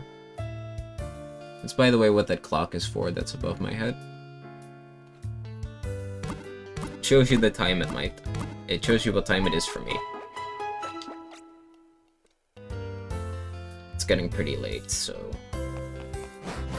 it's basically just a reminder for myself to end stream before I might cause issues for my parents.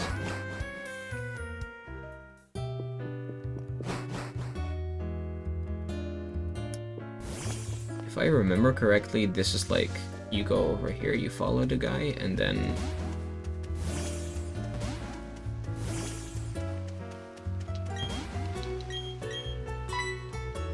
keep running your mouth. Yeah, I keep eavesdropping, but you're not really talking about stuff that is good for people to hear, now, are you? I swung back my controller too late.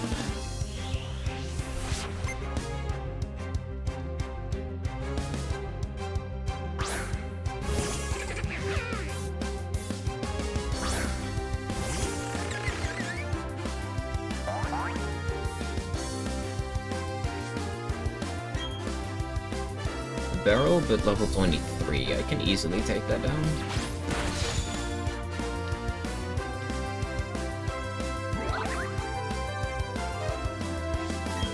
There we go.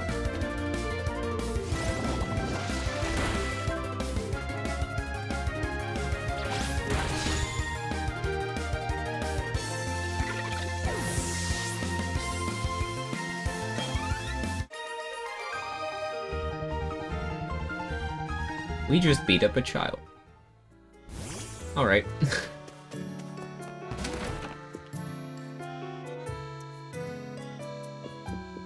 I mean, I guess that in some ways that's the standard thing to do in Pokemon games. After all, canonically you're supposed to be a child. In the game. And then the dude runs off to the lake. But there's one more time, and here we fight him.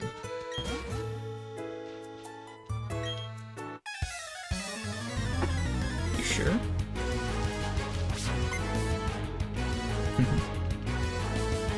Just a single Glemeow, huh? That's not too hard to deal with.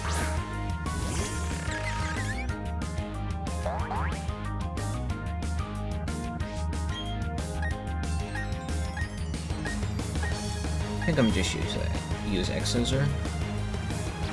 Whatever deals the most damage. Almost knocked out.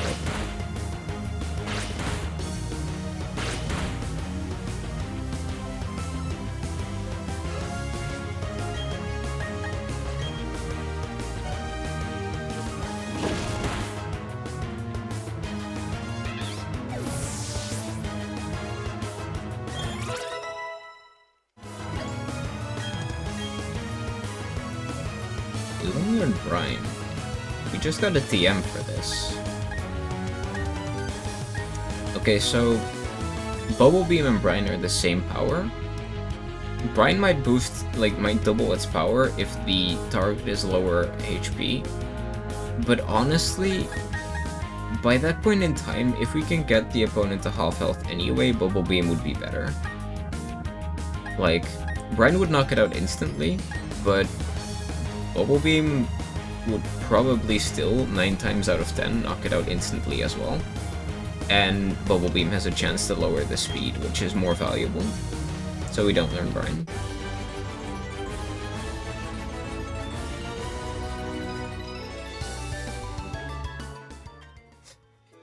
It's not like if you didn't run, you would have more Pokemon, so... I don't think that's how it works, but sure.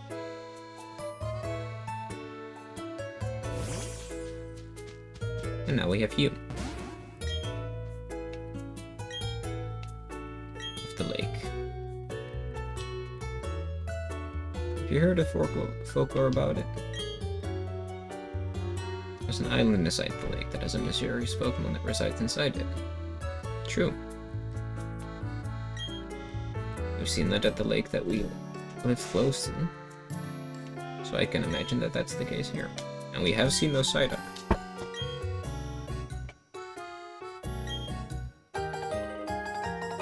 We bring some medicine to the Psyduck. Alright then.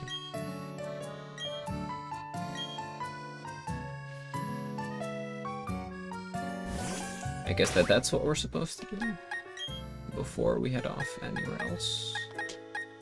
Right, Fly is no longer a Pokemon thing. It's in here, like that. And there we go.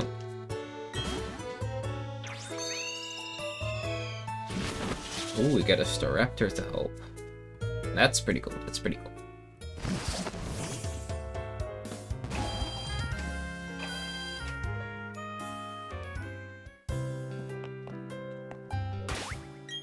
But I think I'm gonna call it a day here.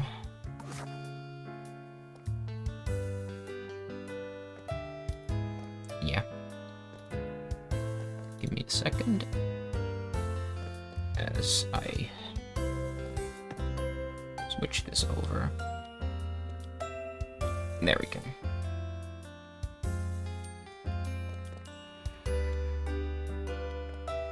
I would like to thank all of you are still here. I need to move this over so this is a bit more natural.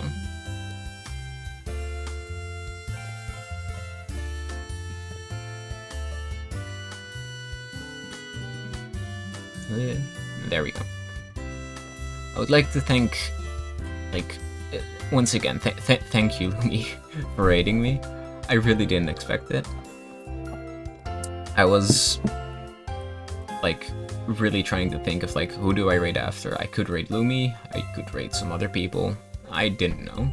I would like to thank Enemy Star, Devil... I don't know how to pronounce that, but Devil...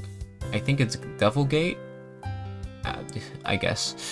Devilgate, Seek, Destroy, Flying Raijin, Leisure Lazuli, Turkey Fluffs, Vetling, Kinlich, or no, Kindelich.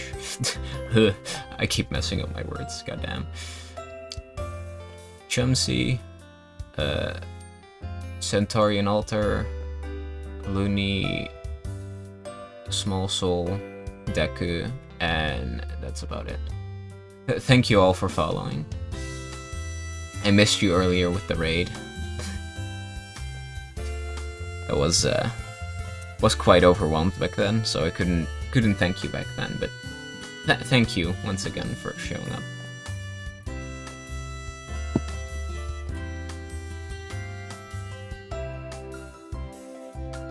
It's getting rather late, as you can see down there. If I can I? No, not that way. There. It's a bit weird of a weird way to look at it, but right there where the clock is. It's hard for me to look at the clock. My neck.